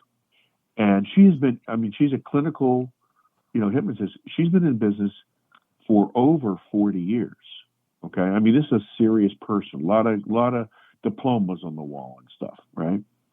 Anyway, she's tiny, right? I'm about 6'3" and about 290. And she's like, she's an elf. She's a little tiny person. Like 5'2" or something. Yeah. So she's this little tiny person. She's telling me about how she can help me. And I'm not proud of this. I think probably I was a little sexist or something. And I was like, yeah, come on, you this little person is going to do some. And what I turned out to be is an idiot. I'm an idiot because she said, listen, look, I'm not going to do anything. She was, all I'm going to do is I'm going to teach you how to relax. She said, think about what happened to you. And what you have around that incident is all this swelling. You have all weird. She said, I'm going to teach you to relax. All you're going to do is you're going to walk down that hallway that you created. You're going to walk into that room that you locked. You're going to open up that filing cabinet that you built, and you're going to look into the filing cabinet. And all you're going to do is you are going to watch and report. You're just going to tell me what you see. So, I was afraid. I'm once again, I'm not proud of this stuff, but I was really, really afraid because I didn't know what I was going to say. I didn't know if I was going to look really stupid. I didn't know if she was going to make me walk like a chicken. Right. I didn't know. Right. So I didn't know, and so we did a couple practice exercises where she was able to help me go under. And we didn't talk about anything. It was just like, okay, let's go to your most favorite Christmas, right? And so I could revisit it when I was a little kid, and or take me to the best time of your high school career, or something, this type of stuff. And I could see everything in clear Technicolor, and it was great. And so it came time for the shoot. Came time for my session for the film. And we didn't know how to do this. So what we did is we set up 6 cameras, and then we got everybody out of the building because she wanted to do it private and didn't want to do it on camera. But I wanted to capture it for the film. So what you see in the movie is not a reenactment. You're watching the real event happen. Can't wait to watch it. Everything is real. And so I have to tell you, some of it's hard to watch because you see this grown man, but you actually hear my voice. I sound like a little boy. Yeah, the child. Oh my goodness. And it's really, especially a parent, you'll have a hard time watching some of it because it's sad. It's hard to watch. Anyway, Especially for you, like when you watch back on oh that, my were you really God, my uncomfortable? God, Like, yeah, oh my yeah, yeah. gosh. Tess, I'm I telling you, cannot stand to hear it was myself. murder. I could imagine you Yeah, watching yourself. Oh my yeah. goodness. Moida. So my session was actually 6.5 hours. We taped 6.5 hours. Holy shnikes. Yeah. And so afterwards, I slept for 2 days. I couldn't believe it. I It was was about to say, horrible. were I was you really, really exhausted. drained? Yeah, oh, absolutely. And but I found out. I found out everything. I found out who took me. I found out where they took me. I found out what they did to me. I Oh my found out goodness. who they were. And I'll tell you, I wasn't taken by Grays. I was not taken by Grays. I was taken by something that looks more insectoid, almost like an Oh, ant. Almost like an yeah. ant. Kind of like the mantis people? Yeah, kind of.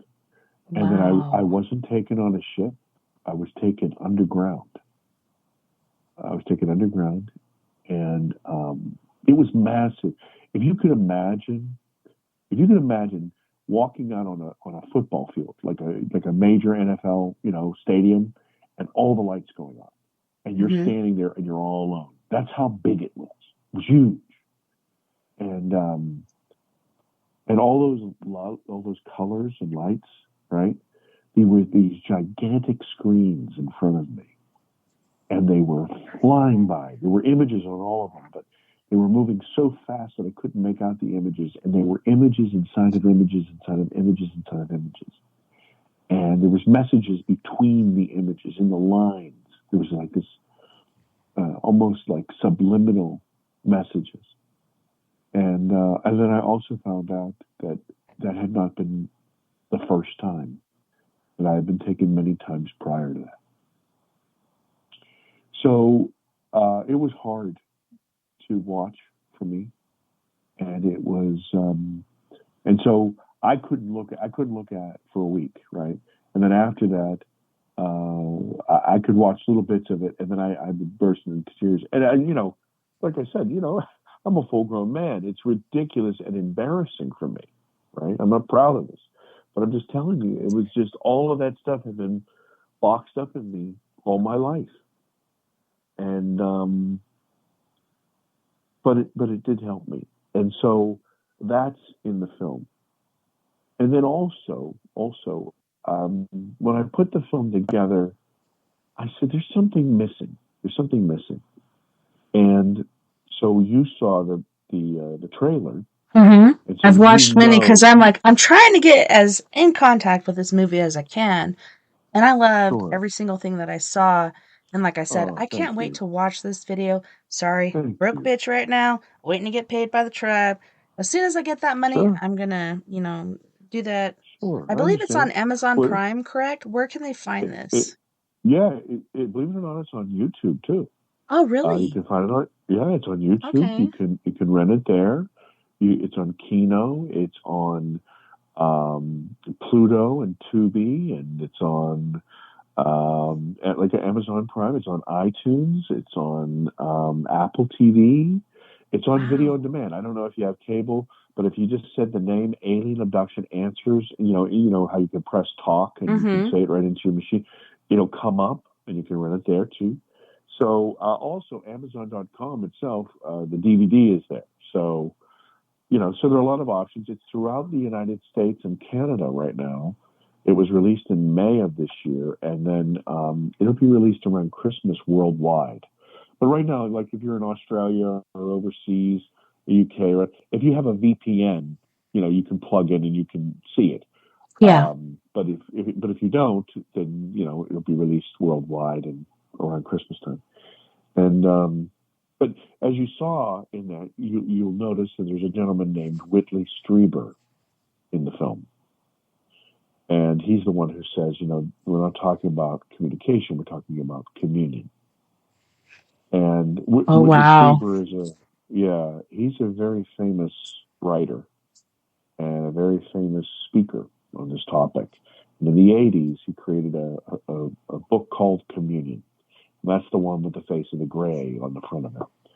And then he wrote many books after that. And so what happened was, I really needed to speak to somebody like this who had lived, because people ask me all these questions. I'm like, well, look, I don't know anything, man. I'm just starting to discover this stuff. People think I have all kinds of agendas and all kinds of, people I know. No, I'm a nobody. I'm a zero. I'm an absolute zero. But see, I think that's one of the What? Come reasons. on, John. No, but listen. But this is why the film is so good, because people can take it from zero to wherever they want. Every time you see one of these documentaries, you always see like these investigators, right? And they've been doing it for 30 and 50 years, and they know and this happened at this day. No, they know all this other stuff. You've never seen one that was created by an experiencer, just from raw emotion. Mm-hmm. And so that's what I had. I had this raw emotional film, but it had no balance. And so that's why I'm telling you about Whitley Strieber.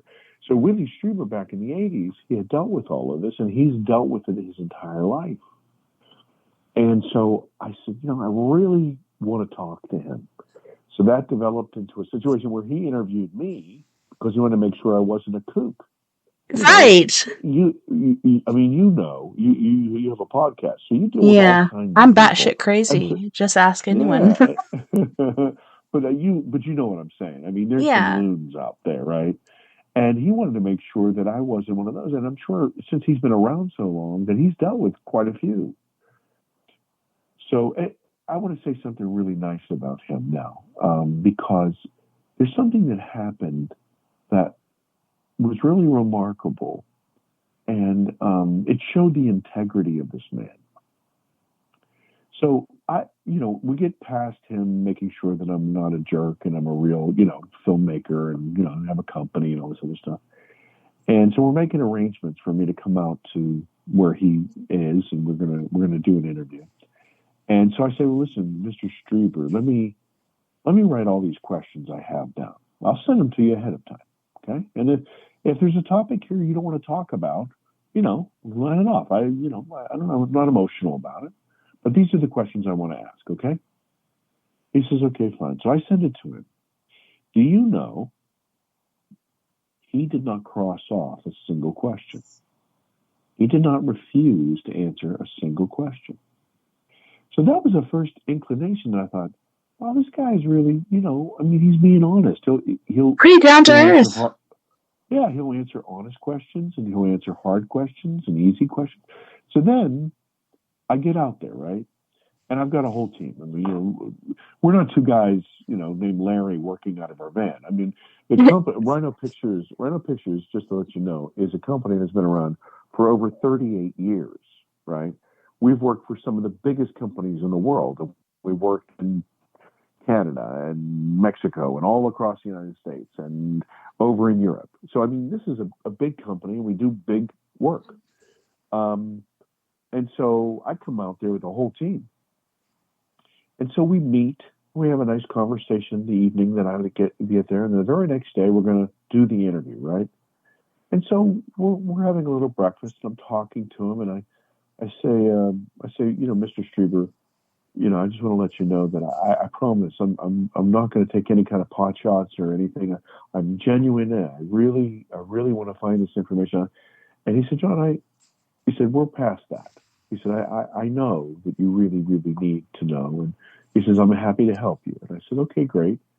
And when we did the interview, right before the interview, I said to him, oh, look, we're going to have the perfect lighting here. We're going to have this, and I'm going to make you look great. And he stopped me. I was close to him. You're going to look fabulous.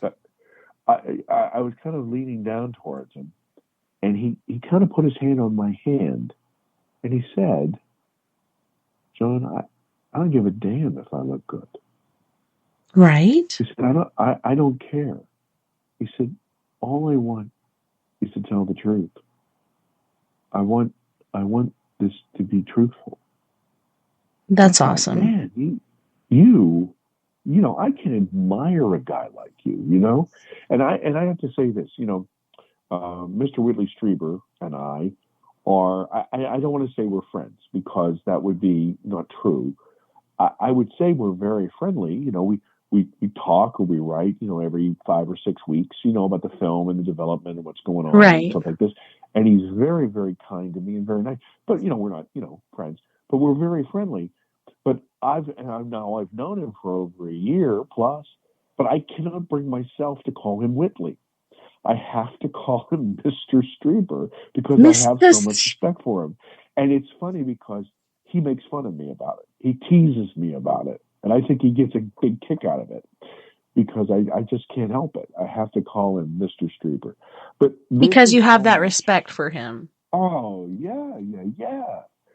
And so what happens is in the film, as I said, I made this extremely emotional film with all of these people, and you watch it and you're kind of, your guts are tied up in a knot. And then he comes in, we cut to him, and what he does is he takes what you've just, here, look about it this way. Have you ever considered it this way? Have you ever considered it this way? Have you ever thought of it this way?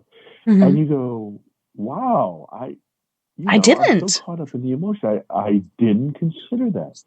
And so he's really kind of a mentor throughout the entire film.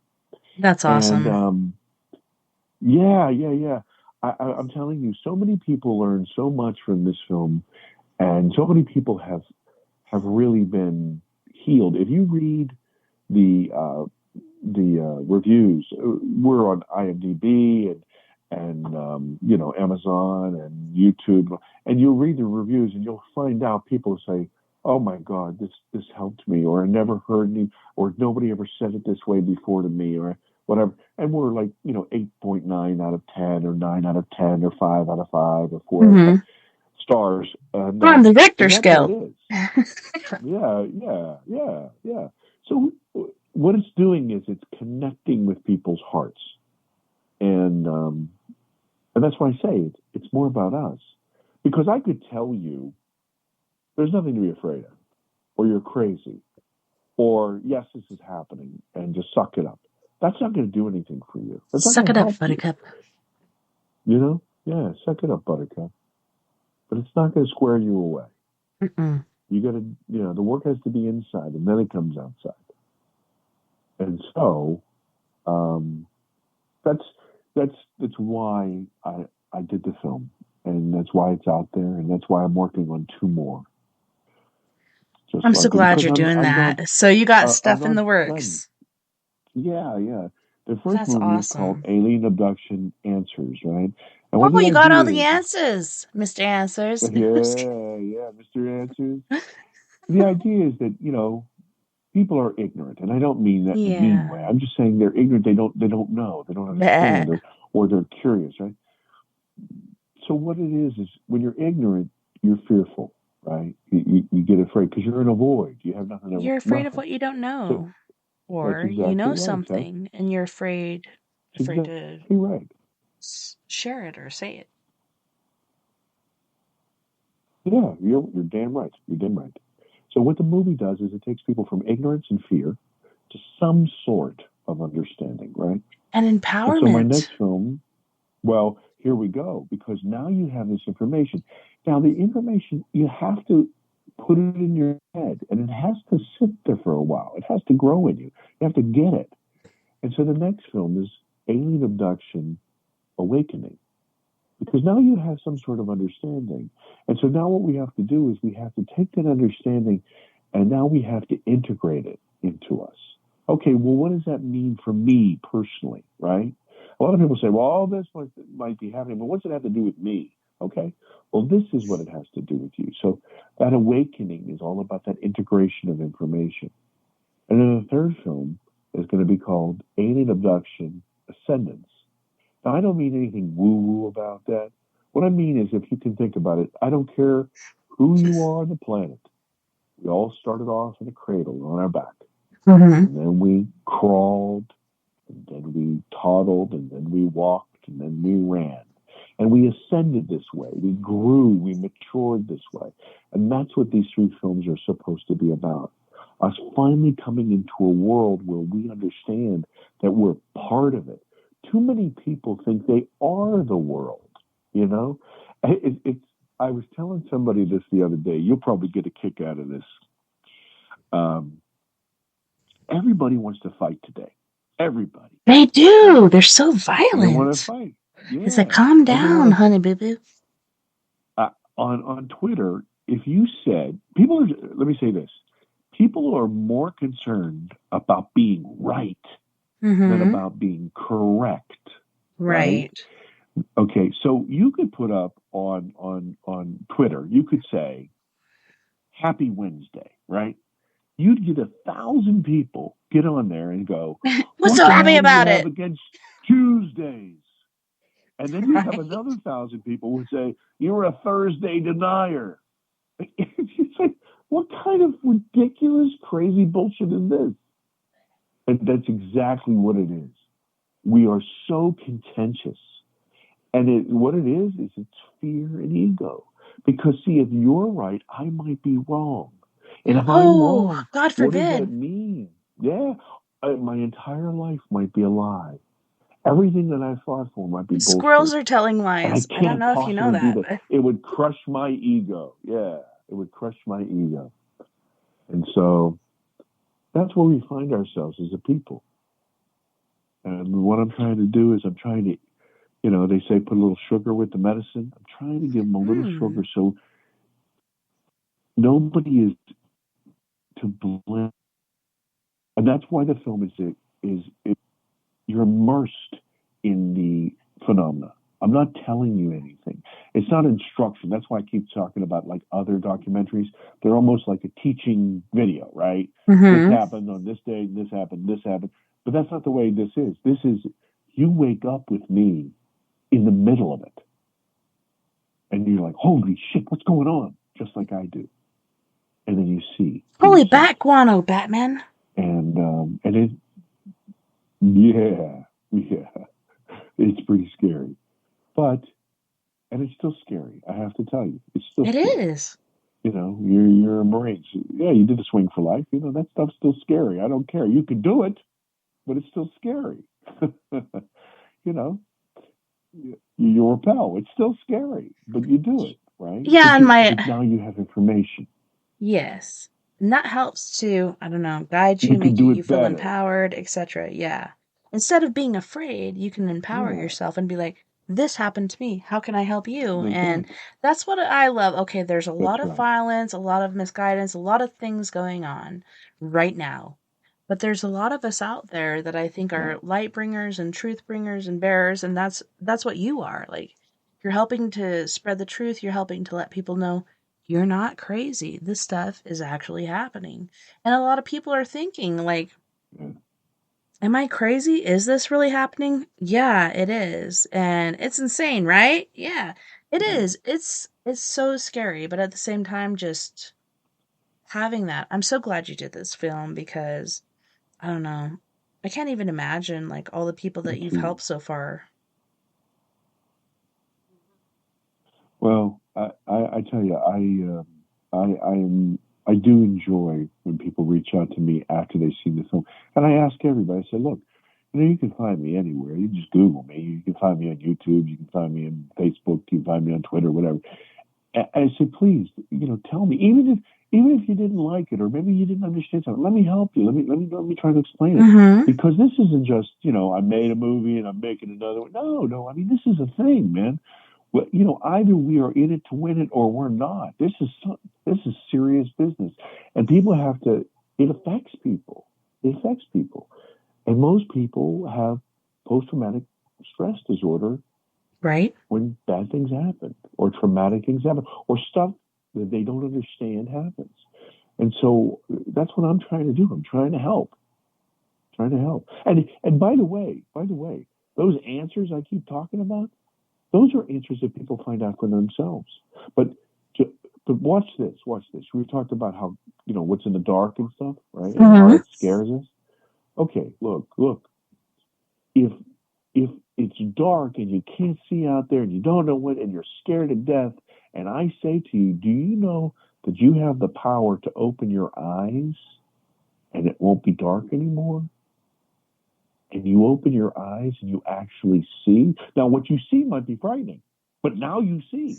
So you can no longer be afraid of the quote unquote dark. No. Now you can kind of take control of what's going on. And most people are so damn afraid, Tess, because I was. It's We paralyzing close our eyes. for a lot of people, really. Yeah, yeah. Now take a look at this. I'm going to give you an example that you personally will understand completely. Look, you and I are up on a ridge, right? And we got some bad guys. It's about midnight, 1 o'clock in the morning. We got some bad guys at the bottom of the ridge, and they're coming up after us, right? And we put on our night vision glasses, and we see down there. We see those bad guys coming at us, right? Okay. Well, watch this example. I take off mine and I go, "Whoo! Oh, isn't that great? I'm glad they're not there anymore." You look at me like I have 3 heads, and I'm about to have a very bad night, right? Because I'm going to be real surprised when those cats finally reach the top, right? But you are going to be able to deal with it a lot better. You still might be afraid of those bad guys, but you personally are going to be able to deal with it a lot better, yeah? Right. This is what I'm trying to help people with. I'm saying, look, you have within you feel helpless, but this is not the truth. You are not helpless. There are things you can do. There are ways. The first thing to do is not to run, but to turn around and realize you have the power to at least open your eyes. When people do that, it changes them. It changes them. And some of these experiences, as frightening as they are helpful. Some of them help us grow. Some of them, and this is the weirdest thing, I'm going to say something that you're going to say, John, you are a dummy. But no way. This is the truth. This is the truth, Tess. This is the truth. You know, in the film, towards the end, I say, you know, okay, I got it. I got some of this stuff now. Okay, it's under my belt. I got it. But you know, how did these bright shiny lights in the sky and these experiences, how do they make me want to change the way I am? Well, why do I want to be a better person? Why do I want to act differently? Why do I want to tell the truth? Why would that ever do that? And these are the questions that I'm asking. And this is the path that I'm on. See, I am not an investigator. I'm not a professor. I'm not a professor. What I am is a seeker. You know, I don't know if you, please forgive me, I'm ignorant. I don't know if you know about the tarot, right? But in the yes. tarot, one of the cards is the Fool. And yes. so if you look real close, you can see my face on his on his head. Oh, yeah. I looked you up in the phone book the other day. I was like, oh, there he is. I'm just kidding. I'm the Fool. No, you can't hurt me. My shoulders are broad. But, you know, it's I'm the the Fool. Irish in you. And so I'm learning. Yes, it is thus. I'm the Fool and I'm learning. And so people can learn with me. I can ask the stupid questions. And so I look like fool. I can fail and they don't have to feel foolish. And that's this path that I'm on. And that's why it's safe for people to watch these things, you know, from the safety of their home. They can see me go through those struggles, and then it's easier for them. Easier for them. Does that make sense? It does. And I just keep going back to, I'm just so grateful that you did this, and you are really helping people. I don't know. It's amazing when, you know, people don't even know you, but you're helping them, you know? No. And they felt so lost for freaking ever. And here you are, Mr.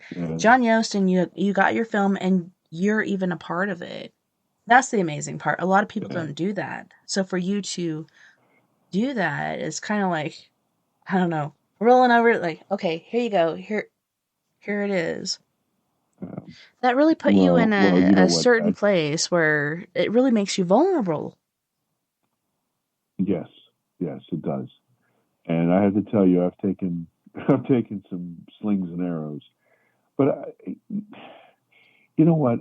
I thought, you know, somebody said to me once, well, you know, what are you trying to do here, whatever, and oh, you think you're somebody. I said, listen, this is not a resume builder, right? Right. You know, Beveridge did not call me and say, "Hey, by the way, we heard you were abducted by aliens.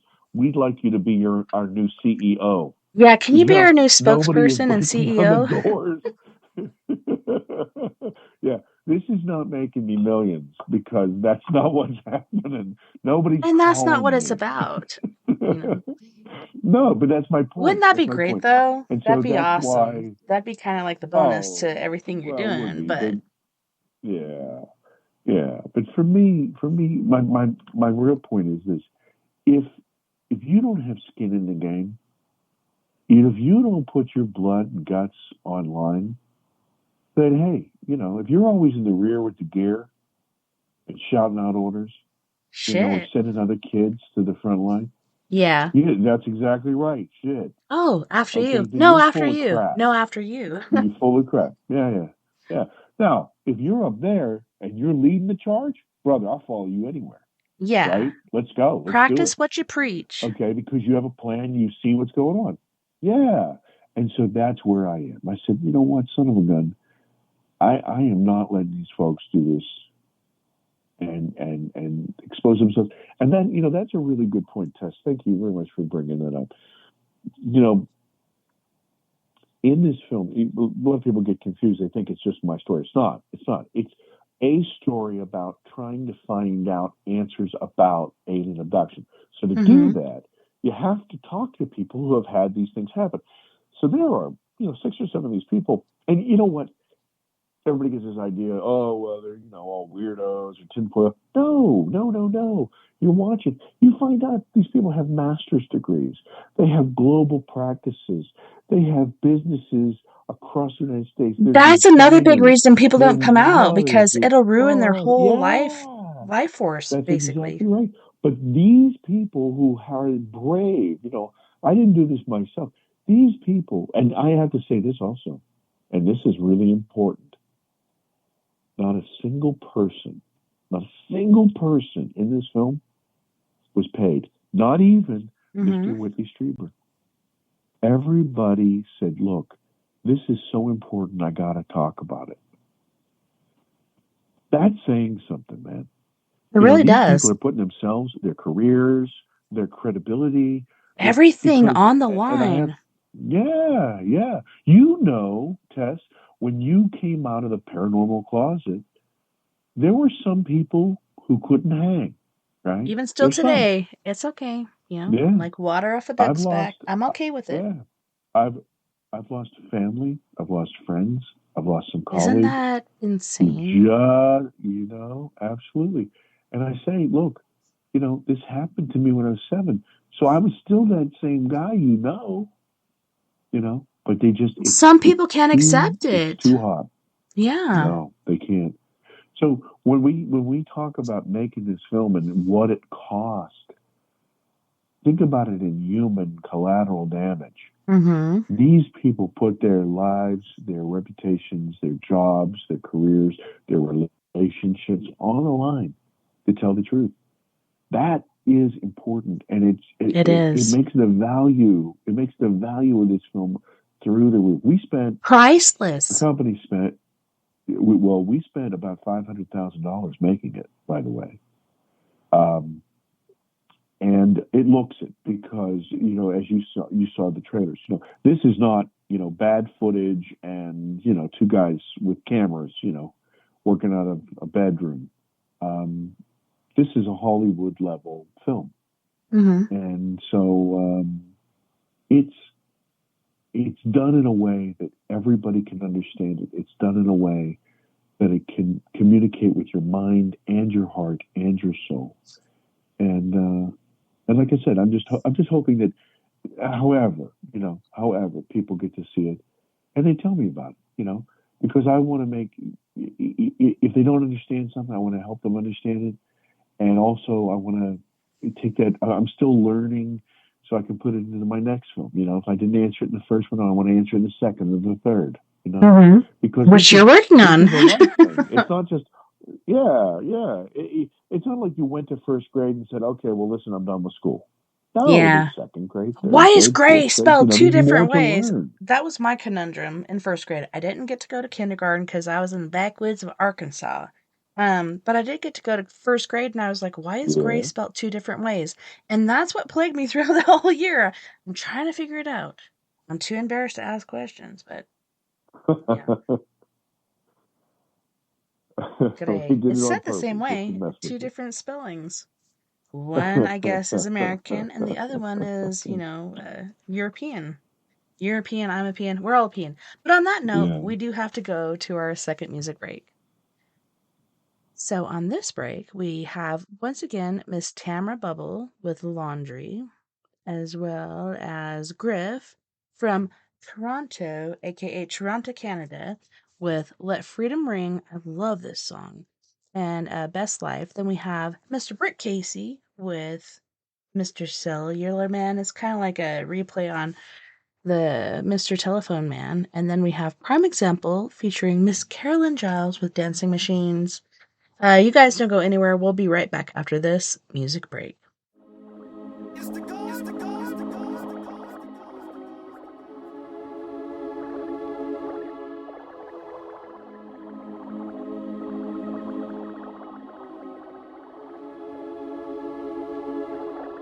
Hey, get up on that washer, hit the spin cycle till I come home. The way where I'm at, I'm out here breadwinning, so don't hit my phone.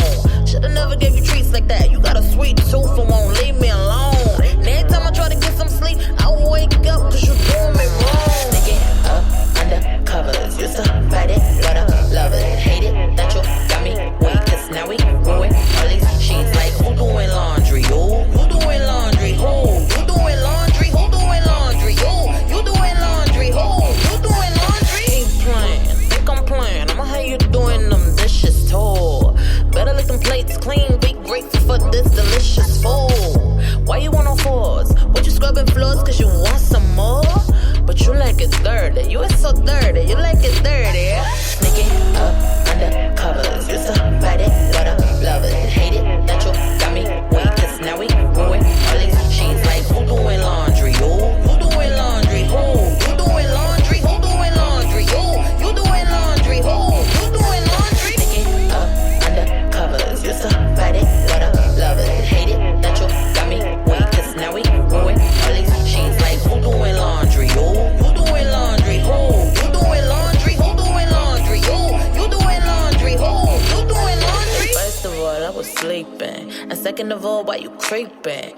Third of all up on me, rubbing like conditioner that you be trying to leave in. Relax, love, keep breathing, and I would say keep cleaning, but you like it dirty, you is so dirty, you like it dirty. Sneaking up under covers, used to fight it, but I love it. Hate it that you got me weak, cause now we ruin all these sheets. Like who doing laundry? Who doing laundry? Who? You doing laundry? Who doing laundry? You doing laundry? Who? You doing laundry? Get up on that washer, hit the spin cycle till I come home. The way where I'm at, I'm out here breadwinning, so don't hit my phone. Shoulda never gave you treats like that. You got a sweet tooth and won't leave me alone. And every time I try to get some sleep, I wake up cause you doing me wrong. Thinking up under covers, used to fight it, but I love it. Hate it that you got me weak, cause now we ruin all these sheets. Like who doing laundry? Who doing laundry? Who? You doing laundry? Who doing laundry? You doing laundry? Who? You doing laundry? Thinking up under covers, used to fight it, but I love it. Hate it that you got me weak, cause now we ruin all these sheets. Like who doing laundry? Who doing laundry? Who? You doing laundry? Who doing laundry? You doing laundry? Who? You doing laundry? Get up under covers. Yeah, cause you like it dirty, you are so dirty, you like it dirty, yeah? Under covers. Yeah, cause you like it dirty, you are so dirty, you like it dirty, yeah?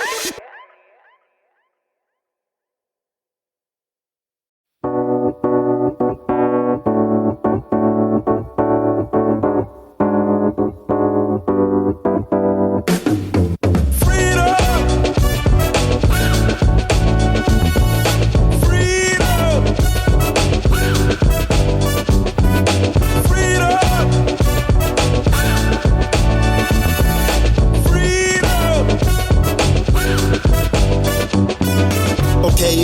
yo, here's the scoop. You can still be a slave, you're whipped and loop.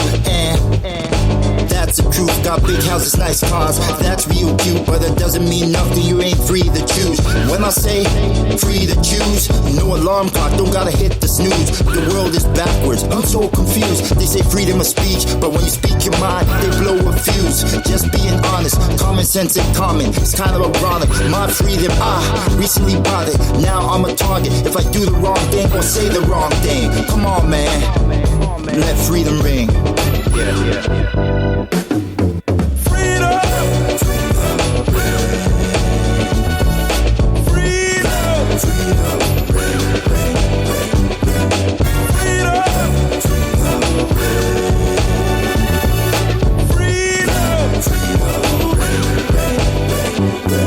United States become divided states. The world is filled with all kinds of shades, and still resegregate. Parents separate from the children, that's not okay. We should be free to laugh and play. Do it now before you pass away. Fight for what's right, enough for everybody to get a piece of the pie. Brainwash, social media full of lies. Go to work, pay bills, then you die. Need a breakaway, guns, get rid of the AKs. Our ancestors paved way since the slave days, but we still hurting. Carry that burden. Stop playing victim, beat the system. Love is love, it should be shown. Can't grow unless you leave your comfort zone. This I know, I learned all this from the mentorship. Kids don't know what independent is. Take advantage what your parents did. Go against the grid, you have to. Like going to the bathroom, learn the right songs. Cause of Matthew, liberty like statue. They call now the present, cause it's a gift. It should be cherished, last name fearless, not Harris. All thanks to my parents' parents. Now, love the last name every time that I hear it, cause I know what it represents. Climb the fence, so now I got freedom. Such a beautiful thing. Freedom. Such a wonderful thing. Freedom. Such a beautiful thing. Freedom. Such a wonderful thing.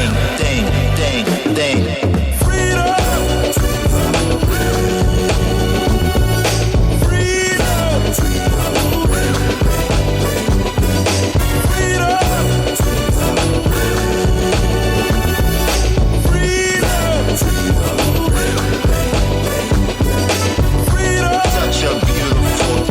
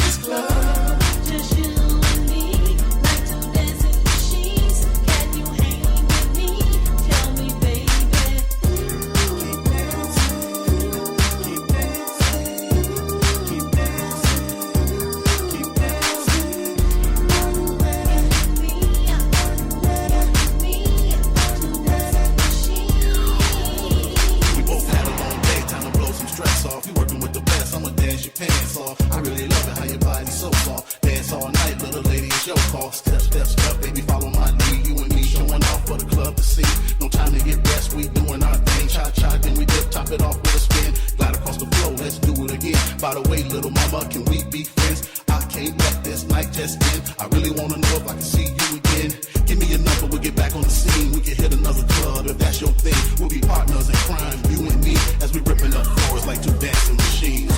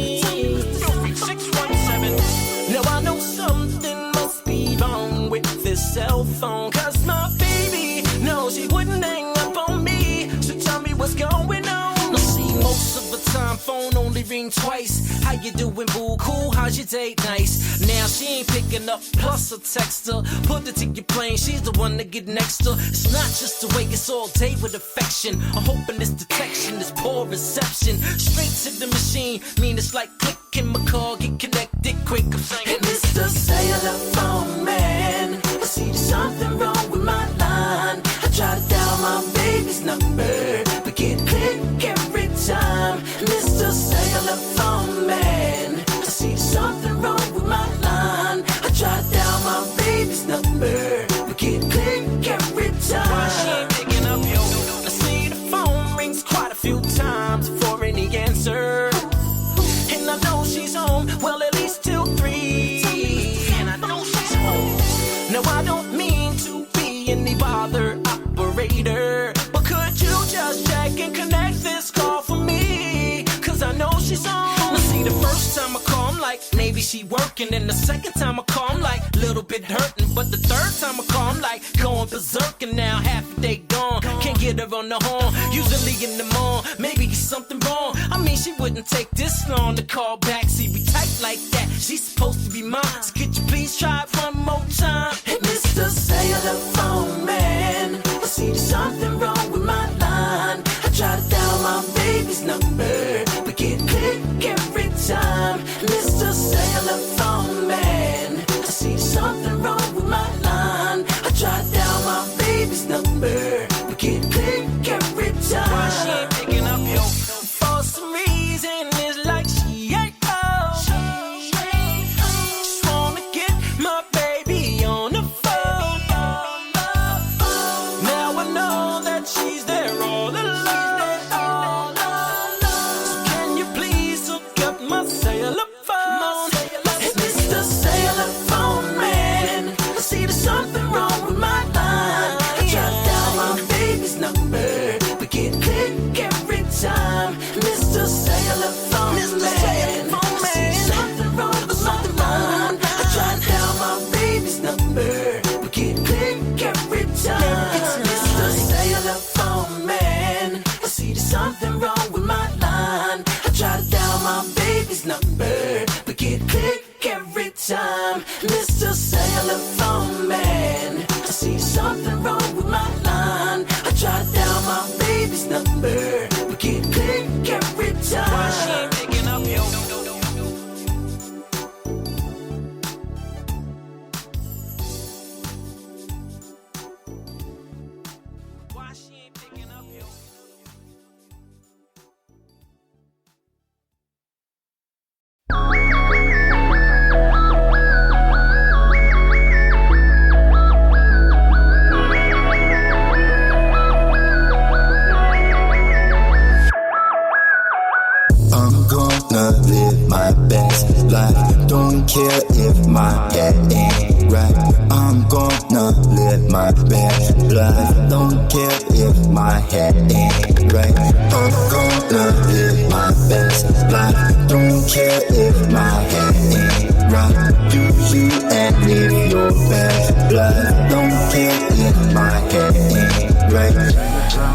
from? Who you with? Are you unplugged? Are you equipped? I do my thing, stay legit. In this world, no one's innocent. VIP, get bottles. One snap of my fingertips. See these haters like blah blah blah, blah blah blah blah blah, talking gibberish. I'm gonna live my best life. Don't care if my head ain't right.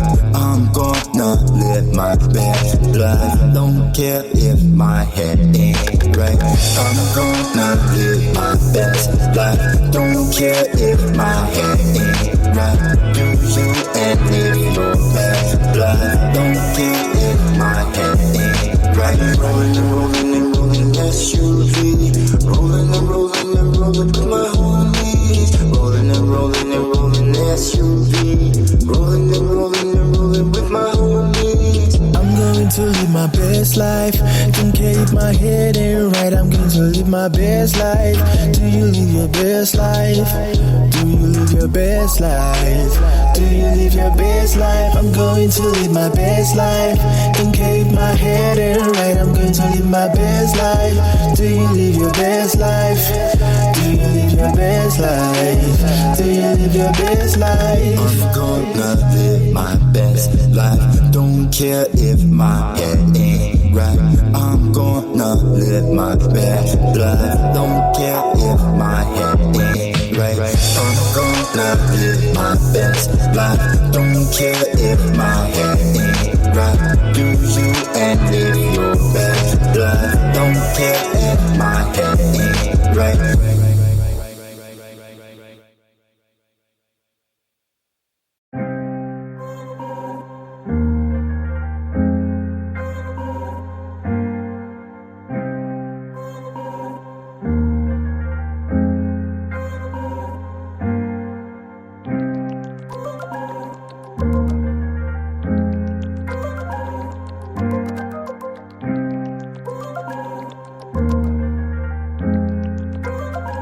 We been poppin' like Pringles in the can, all the money really got me dancing. Pringles in the whip, I be stacking them chips like Pringles in the can, all the money really got me dancing. Big baby money grip, I be stacking them chips.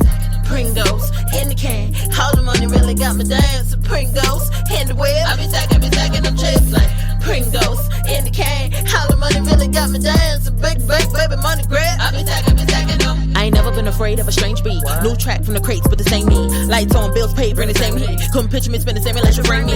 Low key, humble brag, never change me. New money coming in, the bank's changing. The quarters to dollars, the checks every hour. That money come in when I sleep or I shower. That's motivation, that dedication. I can see my dreams, I'm already chasing. That bezel clean, and watch me embrace it. I'm a single girl, but already taken like a stick-up kid. They already shaking. No Harlem, Brooklyn, being known for break-ins. Bubble on deck, being known for caking. Stacking and saving that move up out the hood money. This that, we been eating good money. This that, really wish you would, homie. This that, see you laughing but broken money. So get up out the hood, homie. Ain't no rentals over here, dummy. And no, they don't really think that we own it. We been poppin', look on. Love the money, but the money live a long time it on. Yeah, them bills, so got the money with my own. Grab that, move up out the hood money. This that, we been eating good money. This that, really wish you would, homie.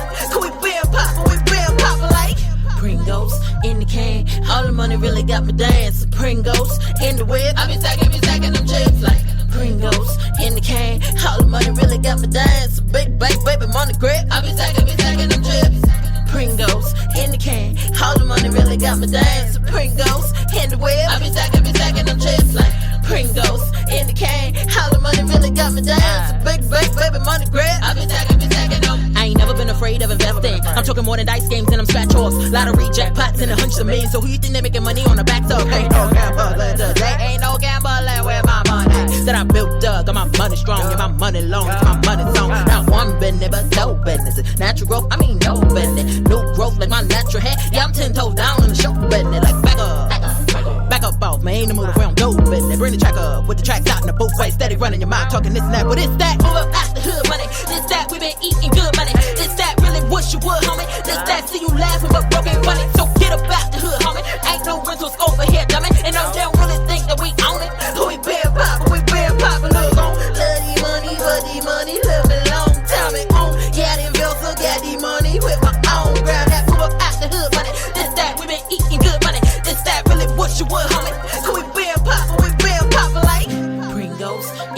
can. All the money really got me dancing. Pringles in the whip. I be stacking them chips like Pringles in the can. All the money really got me dancing. Big bank, baby, money grip. I be stacking them chips.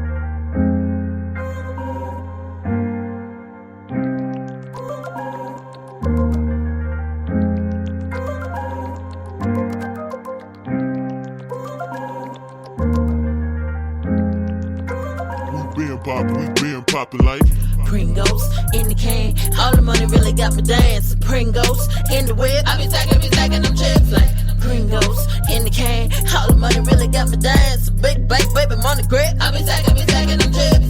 Pringles in the can. All the money really got me dancing. Pringles in the whip. I be stacking them chips like Pringles in the can. All the money really got me dancing. Big bank, baby, money grip. I be stacking them.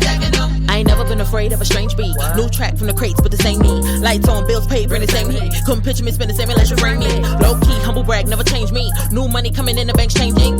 The quarters to dollars to checks every hour. That money come in when I sleep or I shower. That's motivation, that dedication. I can see my dreams, I'm already chasing. That bezel clean, watch me embrace it. I'm a single girl, but already taken like a stick-up kid. They already shaking. No Harlem, Brooklyn, being known for break-ins. Bubble on deck, being known for caking. Stacking and saving and move up out the hood money. This that, we been eating good money. This that, really wish you would, homie. This that, see you laughing but broken funny. So get up out the hood, homie. Ain't no rentals over here, dummy. And no, they don't really think that we own it. We been poppin', look on. Love the money, but the money love me long time it on. Yeah, them bills, so got the money with my own ground. That move up out the hood money. This that, we been eating good money. This that, really wish you would, homie.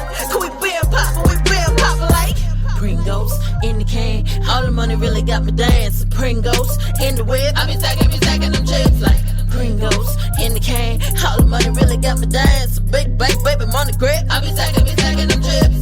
Pringles in the can. All the money really got me dancing. Pringles in the whip. I be stacking them chips like Pringles in the can. All the money really got me dancing. Big bank, baby, money grip. I be stacking them. I ain't never been afraid of investing. I'm talking more than dice games and I'm scratch offs. Lottery jackpots and hundreds of millions. So who you think they making money on the backs of? Ain't no gambling today. Ain't no gambling with my money that I built up. Got my money strong and my money long. It's my money song. Not one business, but no business. Natural growth, I mean no business. New growth like my natural hair. Yeah, I'm 10 toes down on the show business. Like back up off, man. Ain't no move around dope business. Bring the track up with the tracks out in the both ways. Steady running your mind, talking this and that. But it's that, move up out the hood money. This that, we been eating good money. This that, really wish you would, homie. This that, see you laughing but broken funny. So get up out the hood, homie. Ain't no rentals over here, dummy. And no, they don't really think that we own it. We been poppin', look on. Love the money, but the money love me long time it on. Yeah, them bills, so got the money with my own ground. That move up out the hood money. This that, we been eating good money. This that, really wish you would, homie.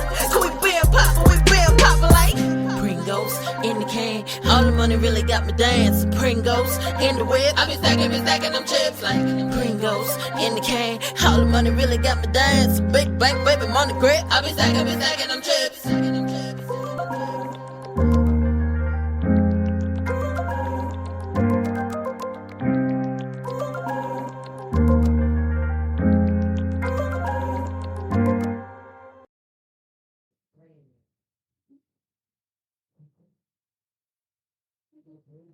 Welcome back, and thank you so much for joining us tonight on We Are Paradox Media's Late Night in the Rockies.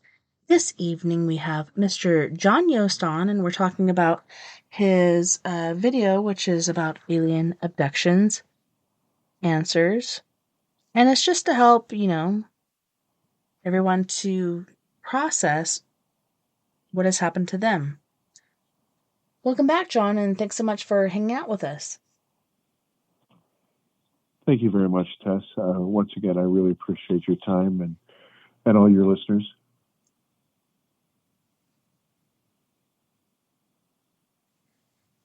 So we were talking about cleansings, paranormal activities, other things like that going on. And you said, yes, things did happen to you as a child, but you were about to talk about things that have been recently happening.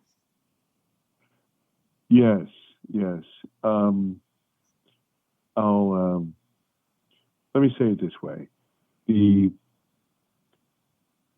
as I said when we were talking earlier, when I went through the regression, I discovered that in fact that was not the only time that I had been taken, and I had been taken, many times before as a younger boy, before that particular instance.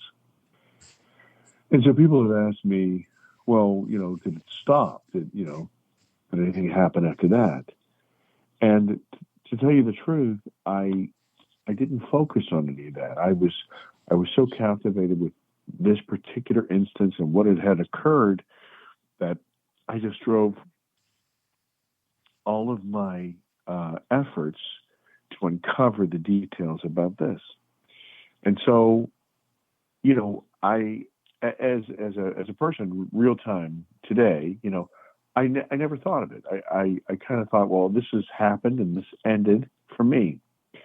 But what occurs is this: the moment that you know something is available or around, your mind then becomes sensitive to things that are around, and you start to notice it. And it's one of these, it's a silly little thing. You've probably heard it in one way or another. They say a blue Cadillac or a punch buggy. Punch buggy are like those little Volkswagen, bugs. And so the idea is I love like, that game. you never see them, but then the moment you see them everywhere, right? Like, okay, were they always there? Is this the point? Were they always there, and you just never saw them? And it reminds me of medicine. You and I were talking about medicine off air, and several hundred years ago, people believed that all things that affected humans were spirits. They were bad spirits. If you were ill, it was a bad spirit. And along comes somebody who invents a microscope, and they see that there's bacteria and germs and disease and viruses and this sort of thing. And so they, of course, they take a different approach when they deal with illness. And so the point is this: were the bacteria and the pollens and the viruses always there, or did they somehow sprout up the moment that a microscope was created? Well, of course, they were always there, right? They were always there. We just didn't detect them. And it's kind of funny, too. You hear people today in the news, I follow the science. Well, guess what? At the time, the science said they were evil spirits. You know what really amazes me is that scientists captured or found a pill in the tropical rainforest, and that's curing cancer and other things. I'm like, how did you discover a pill? Maybe you discovered the formula for it, but you didn't discover an actual pill. But the way they say it, it just makes me laugh. Yeah. And it's meant to confuse people. It really is. Because it all comes down to money for those guys. But see, the idea is that phenomena is happening around us all the time. There are things that occur that if you don't look in a certain direction or you're not observant, you had a couple of videos that you had shown me. And, you wouldn't have even noticed the activity unless your children had mentioned it and said, hey, look at that. And look, Mom, it's a UFO. Yeah, holy crap, there's something there. And then you videoed it and whatever, and you captured it. But the truth is, had you not looked up, had they not noticed, that thing would have still been there, would have zoomed over your head or towards the airport or whatever, and you never would have seen it. So there are things happening. My point is that there are things happening everywhere, always, and we're just not either looking or we're not recognizing that what we're seeing is something a little different, paranormal or supernatural or alien. Okay. Now, for me, so we do the film, and there's so much paperwork, and trying to get a film distributed, it's crazy. Hate the paperwork. I Can somebody else do oh that? I don't trust anybody else enough to do it, so I have to do it I myself. But know. oh my You god! have to do it. Yeah. I thought making the movie was very difficult, and it was. It took us about, I'll just say this, it took us about 4 months to shoot it. It took us about 5 months to edit it. But then it took me 8 months to do the paperwork and to get it legalized and copywritten and Holy trademarked around the shit. world. Yeah. Oh, yeah. It's just insane. This is why people don't do it. Yeah. So anyway, but during this time, I'm just going around and I'm thinking only about, the business of, filmmaking. And of course, this is what I do for a living. So I'm at present, like right now, I'm working on 3 or 4 different projects that have nothing to do with this subject. Just like I always have, doing some true crime here and doing commercials for other people and big instructional videos and stuff for cable companies. This is my business, is what I do.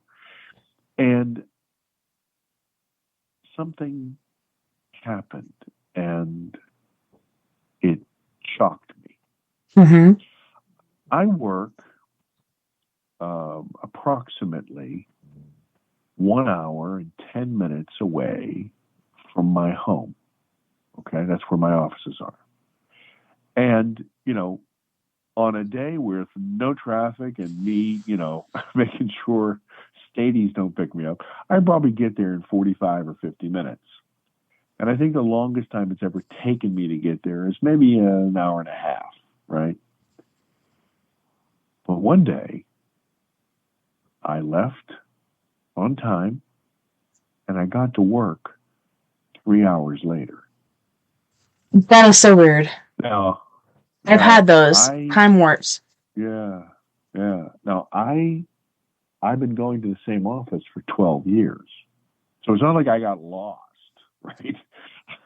I go the same direction every year or every day. There was no bad weather. It was like a Wednesday. And it was during the daytime. But all of a sudden, I lose an hour or I'll lose 2 hours. And I'm starting to notice more and more that I am losing time. There are places where I'm just not here. I'm somewhere else. And so this is an artifact of this experience that I had as a child. Now, that part is wild and crazy, and it's demonstrable because people are saying, well, where the hell were you for an hour? You know what I mean? Hell if I know. Yeah, why are you late? Or whatever. Okay. You tell me. This is the part that really gets creepy. I'll come home. Everything is a normal evening, whatever. Go to sleep. And I'll wake up outside in the middle of a field. That is weird. Now that's weird, but here's the weirdest part. My home I'm a big security guy. And part of this was this artifact of me always being afraid, right? So I didn't realize why I had all these security systems and all these bolts and all these locks and all this other stuff and motion detectors. I never realized. I just thought, oh, well, the world is crazy and this is what I do. But it was because of this childhood trauma that I had. So I have all kinds of stuff up and all kinds of locks. So I'm locked out of the house. And the security systems pick me coming up, but they don't have me leaving. That is so weird. Like you were transported. Yeah. Something is happening where I'm being removed from wherever and placed somewhere for some time and then ending up somewhere else. One of the things that happens, and this is according to my research, is that people who experience alien activity or alien paranormal or visitations or abductions. Now this is not me, this is them. They describe seeing orbs everywhere. They describe having new talents, maybe being able to heal, maybe artistically, maybe playing instruments they never played, maybe being able to read minds or see in the future, Play the or piano. hear or whatever. Yeah, I mean, not me. I'm not saying that about me. I'm saying this is what people have described. Right. And I have to say to you that I scratch my head and I think, okay, well, why in God's name is that the fact? Why does that happen? I try to get down to the bottom, to the ground level, boots on the ground. Let's figure this out, right? And I can't help but think that all of this stuff is somehow connected. Now, there's a guy, and you should probably interview him. His name is Ray Hernandez. And he's a PhD, and he has a bunch of friends from around the world, some of the smartest people in the world. And these people have done all this experimentation and all of this theoretical physics and all this other stuff to say that everything, the stuff of the universe, is consciousness, okay? It's kind of like the soup that everything is in. We think of everything like matter. We can hit it and feel it and lift it and, taste it. Yeah, if I can see it, I can believe it. Yeah. Well, don't take off those night vision glasses because those bad guys are coming up on you. That's won't right. see them, but they'll be there. Yeah. So consciousness is the soup that everything is in. And we are just a piece of this, kind of looking at our own little square meter of existence, but everything else is connected. So to say this is that for our entire existence, we've seen lights in the sky. So we say, okay, those are UFOs. And then we see over here, we have psychic experiences. Okay, we say, well, that's ESP, and we're going to study that over here.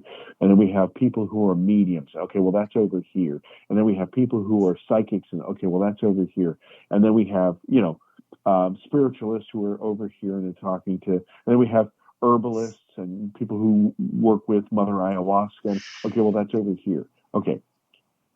What they say is that all of this stuff is part and parcel the same thing.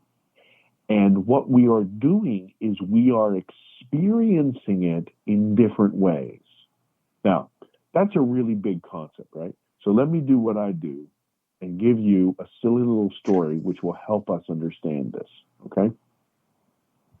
Imagine, and you probably heard this in some format or another, so imagine we had a completely black room. You can't see a damn thing. And you throw in 3 of the smartest scientists in the world. And you say, hey, go in there and identify what is in that black room, okay? And one cat shouts out, oh, man, this is a spear.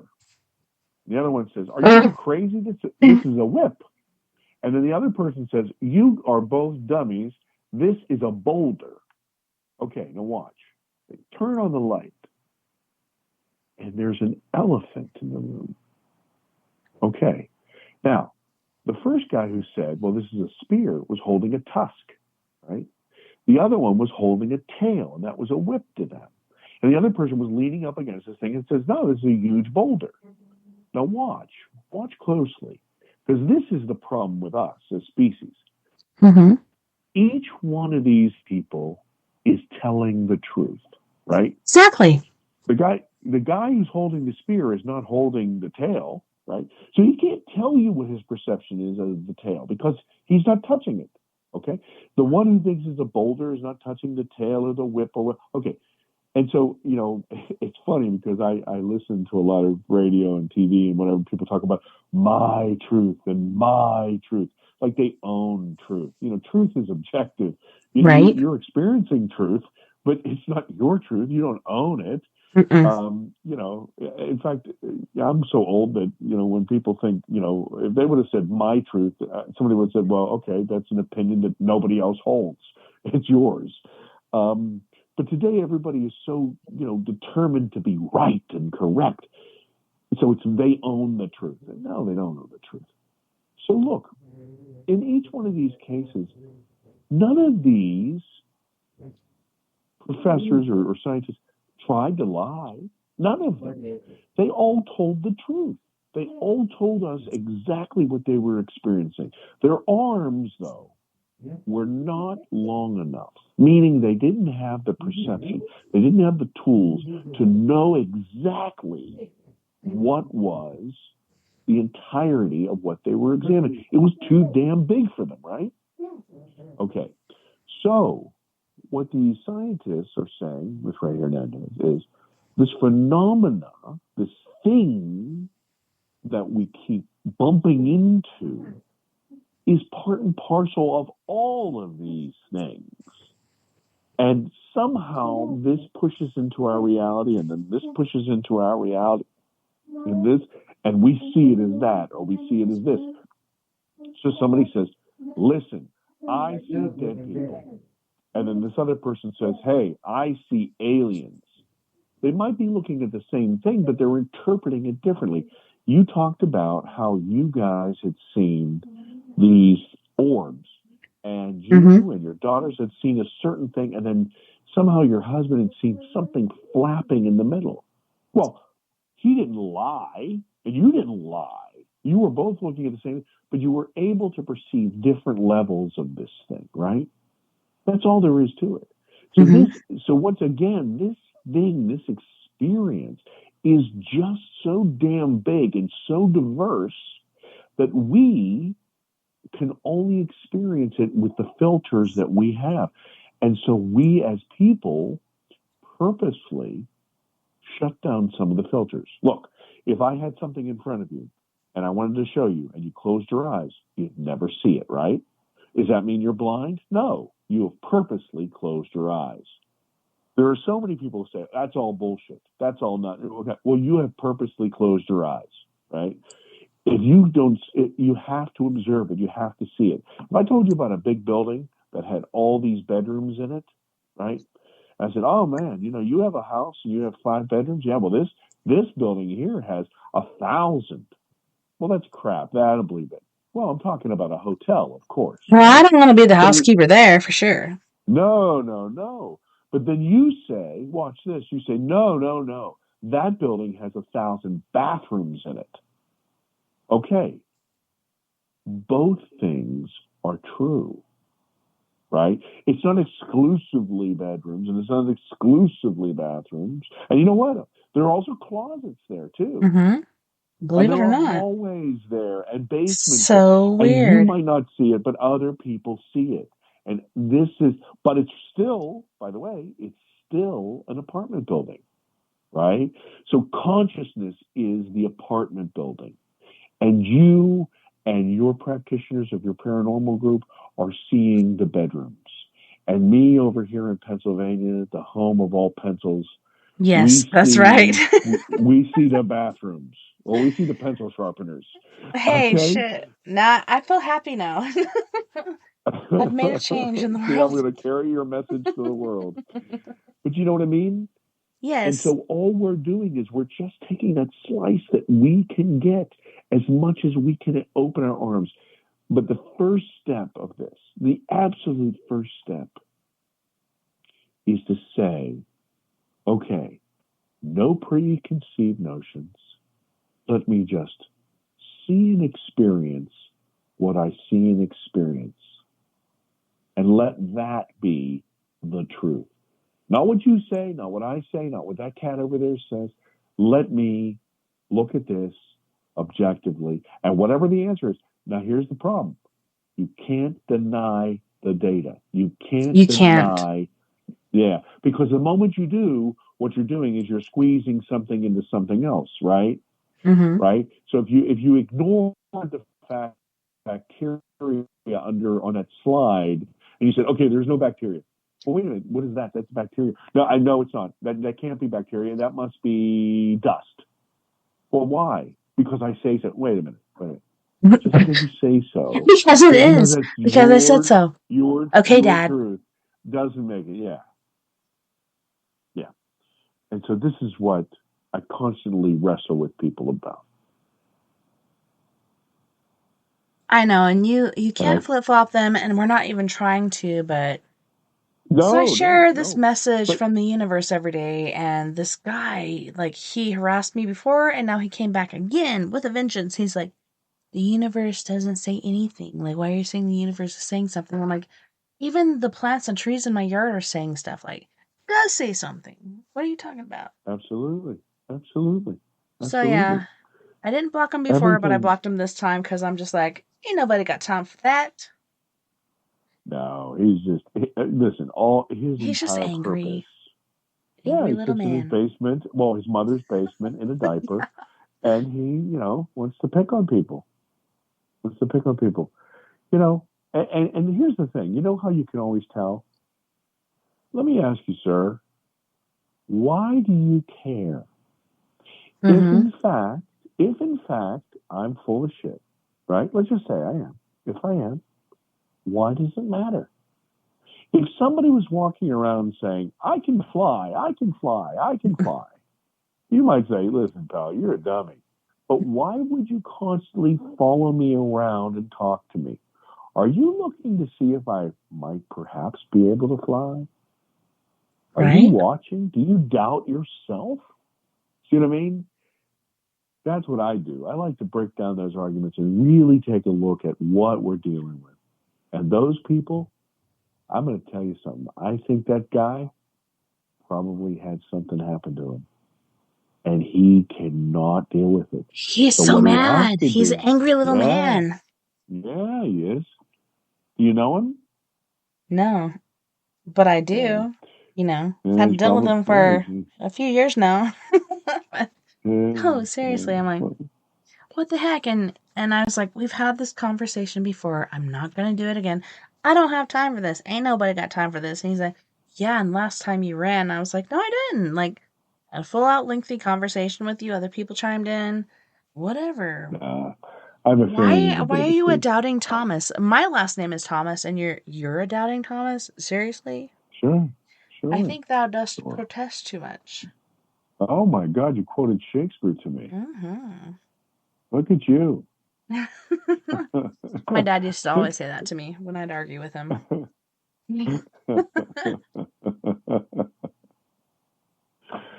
Hey, I'm about ready to fall down exhausted. I gotta go. All right, well, yeah, we're down to the last 11 minutes of our show. So, if you could, let our listeners, our friends, our phantoms, our fiends, whoever's listening right now, let them know where exactly they can find your movie. Sure. Thank you so much. No Again, worries. I really appreciate you, Tess. I thank you so much for your podcast and the work that you're doing out here. I honestly think that people like you are doing God's work because you're opening up the airwaves and the computer waves. The people who really they're seeking for something, they're looking for something, and you're helping, voices get to them, and that's important work. So it's kind of a ministry in a way, and so I'm very grateful to you. To your listeners, I thank them for their time tonight. My name is John Yost, Yost, and I made a movie called Alien Abduction Answers. It is a documentary about alien abduction and about the terror and the fear that can accompany that. And what it does is it shepherds the viewer through that fear to the other side, to allow you to understand it and process it logically and to help you deal with it. If you're curious about it or if you've experienced it, this can help you understand it and maybe start to heal. It changed my life. It truly did, because it's one thing to see shiny lights in the sky. It's an entirely different thing to have a completely alien entity within arm's reach. That will change you. It absolutely changed me. And I felt compelled to help other people with that. So I made this movie, Alien Abduction Answers. Right now, it features Whitley Strieber. You may know him as the author of Communion back in the 80s. And it is everywhere now in the United States and also Canada. You can find it on YouTube. You can find it on Amazon Prime. You can find it on iTunes, Apple TV. You can find it on Kino, Tubi, Pluto. It is on video on demand on every cable channel, Spectrum, Cablevision, Comcast, and internationally. If you have a VPN, you can see it anywhere, of course. But it will be internationally released at this Christmas season. And I'm working right now on another film called Alien Abduction Awakening, where we continue these conversations and take it to the next step. This film will disturb you. This film will frighten you. But this film will also help you understand and heal you. And hopefully it will. And if you do see it, please reach out to me. And as I said, my name is John Yost, Y-O-S-T. You can reach me on YouTube. You can reach me on Facebook. You can reach me on Twitter. You can just Google me. And I work for a company called Rhino, R-Y-N-O, Pictures.com. And we are a company that's been around for, close to 50 years almost. And we make films and TV shows. So I'd really love to hear from you if this movie has made you happy, healed you, enraged you, make you ask more questions. Please reach out to me, and I'd be happy to continue the conversation. Once again, Tess, you're a beautiful lady and a beautiful mom and a wonderful host, and I thank you so much for your time. I really appreciate you. Thank you.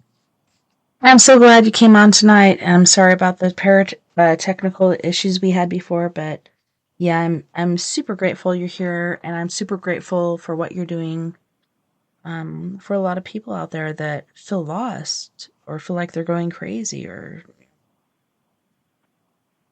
it's a really scary world. But thank you so much again, John, for coming on.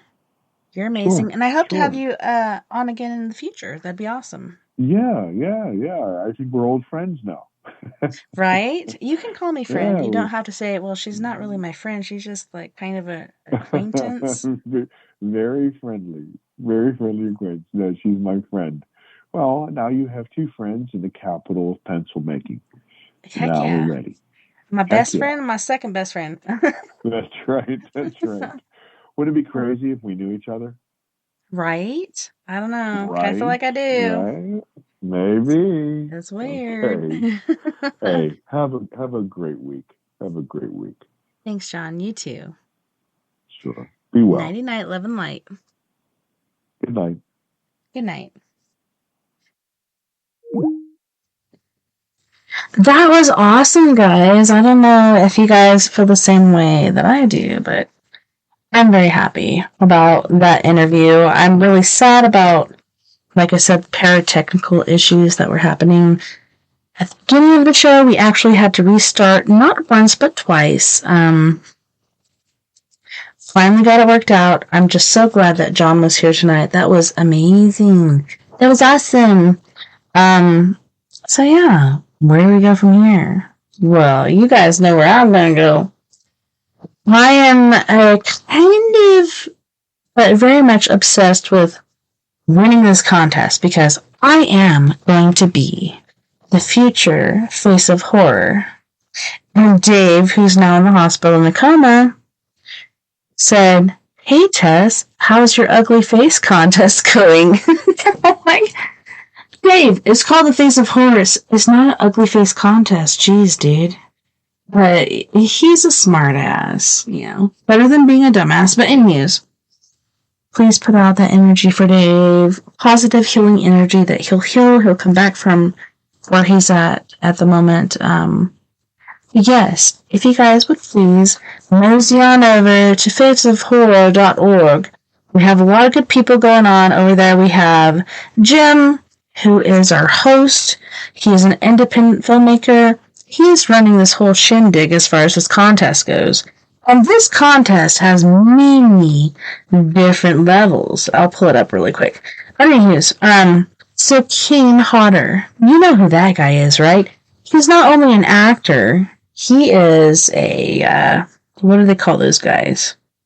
Oh wait, I just pressed the wrong thing. Stuntman.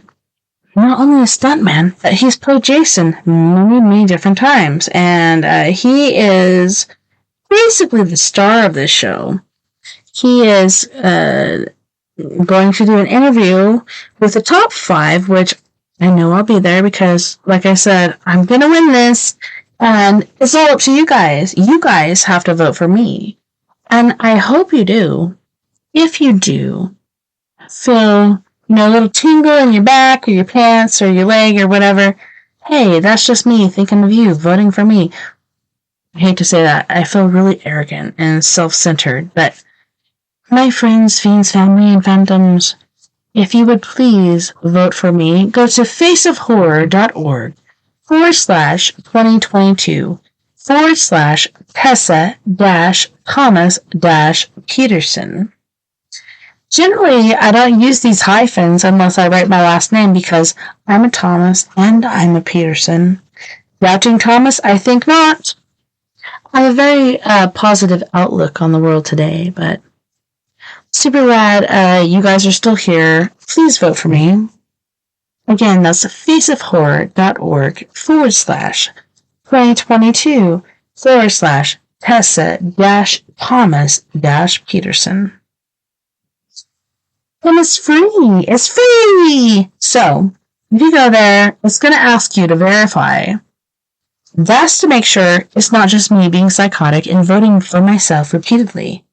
So, it'll ask for a credit card. If you do decide to use your credit card, don't worry. There ain't no fraud there. My husband actually used his, and he gets 2 free votes every time he votes. But if you do scroll down, it gives you different options to vote. So it's through Facebook or perhaps your email, or it could even be through your very own phone. But yes, please vote for me, Tessa TNT, at faceofhorror.org /2022 /Tessa-Thomas-Peterson. On that note, guys and gals, thank you so much for joining me tonight on We Are Paradox Media's Late Night in the Rockies. Thank you to our friends on We Are Paradox Media's KPNL Radio, Facebook, Twitter, iHeartRadio, and wherever else beyond the Omniverse you may be listening tonight. I had an awesome time. I don't know about you. I can't wait till next weekend. We're going to do story time with me, Tessa TNT. We've moved on from Dracula to Frankenstein. And then we have Mr. Troy.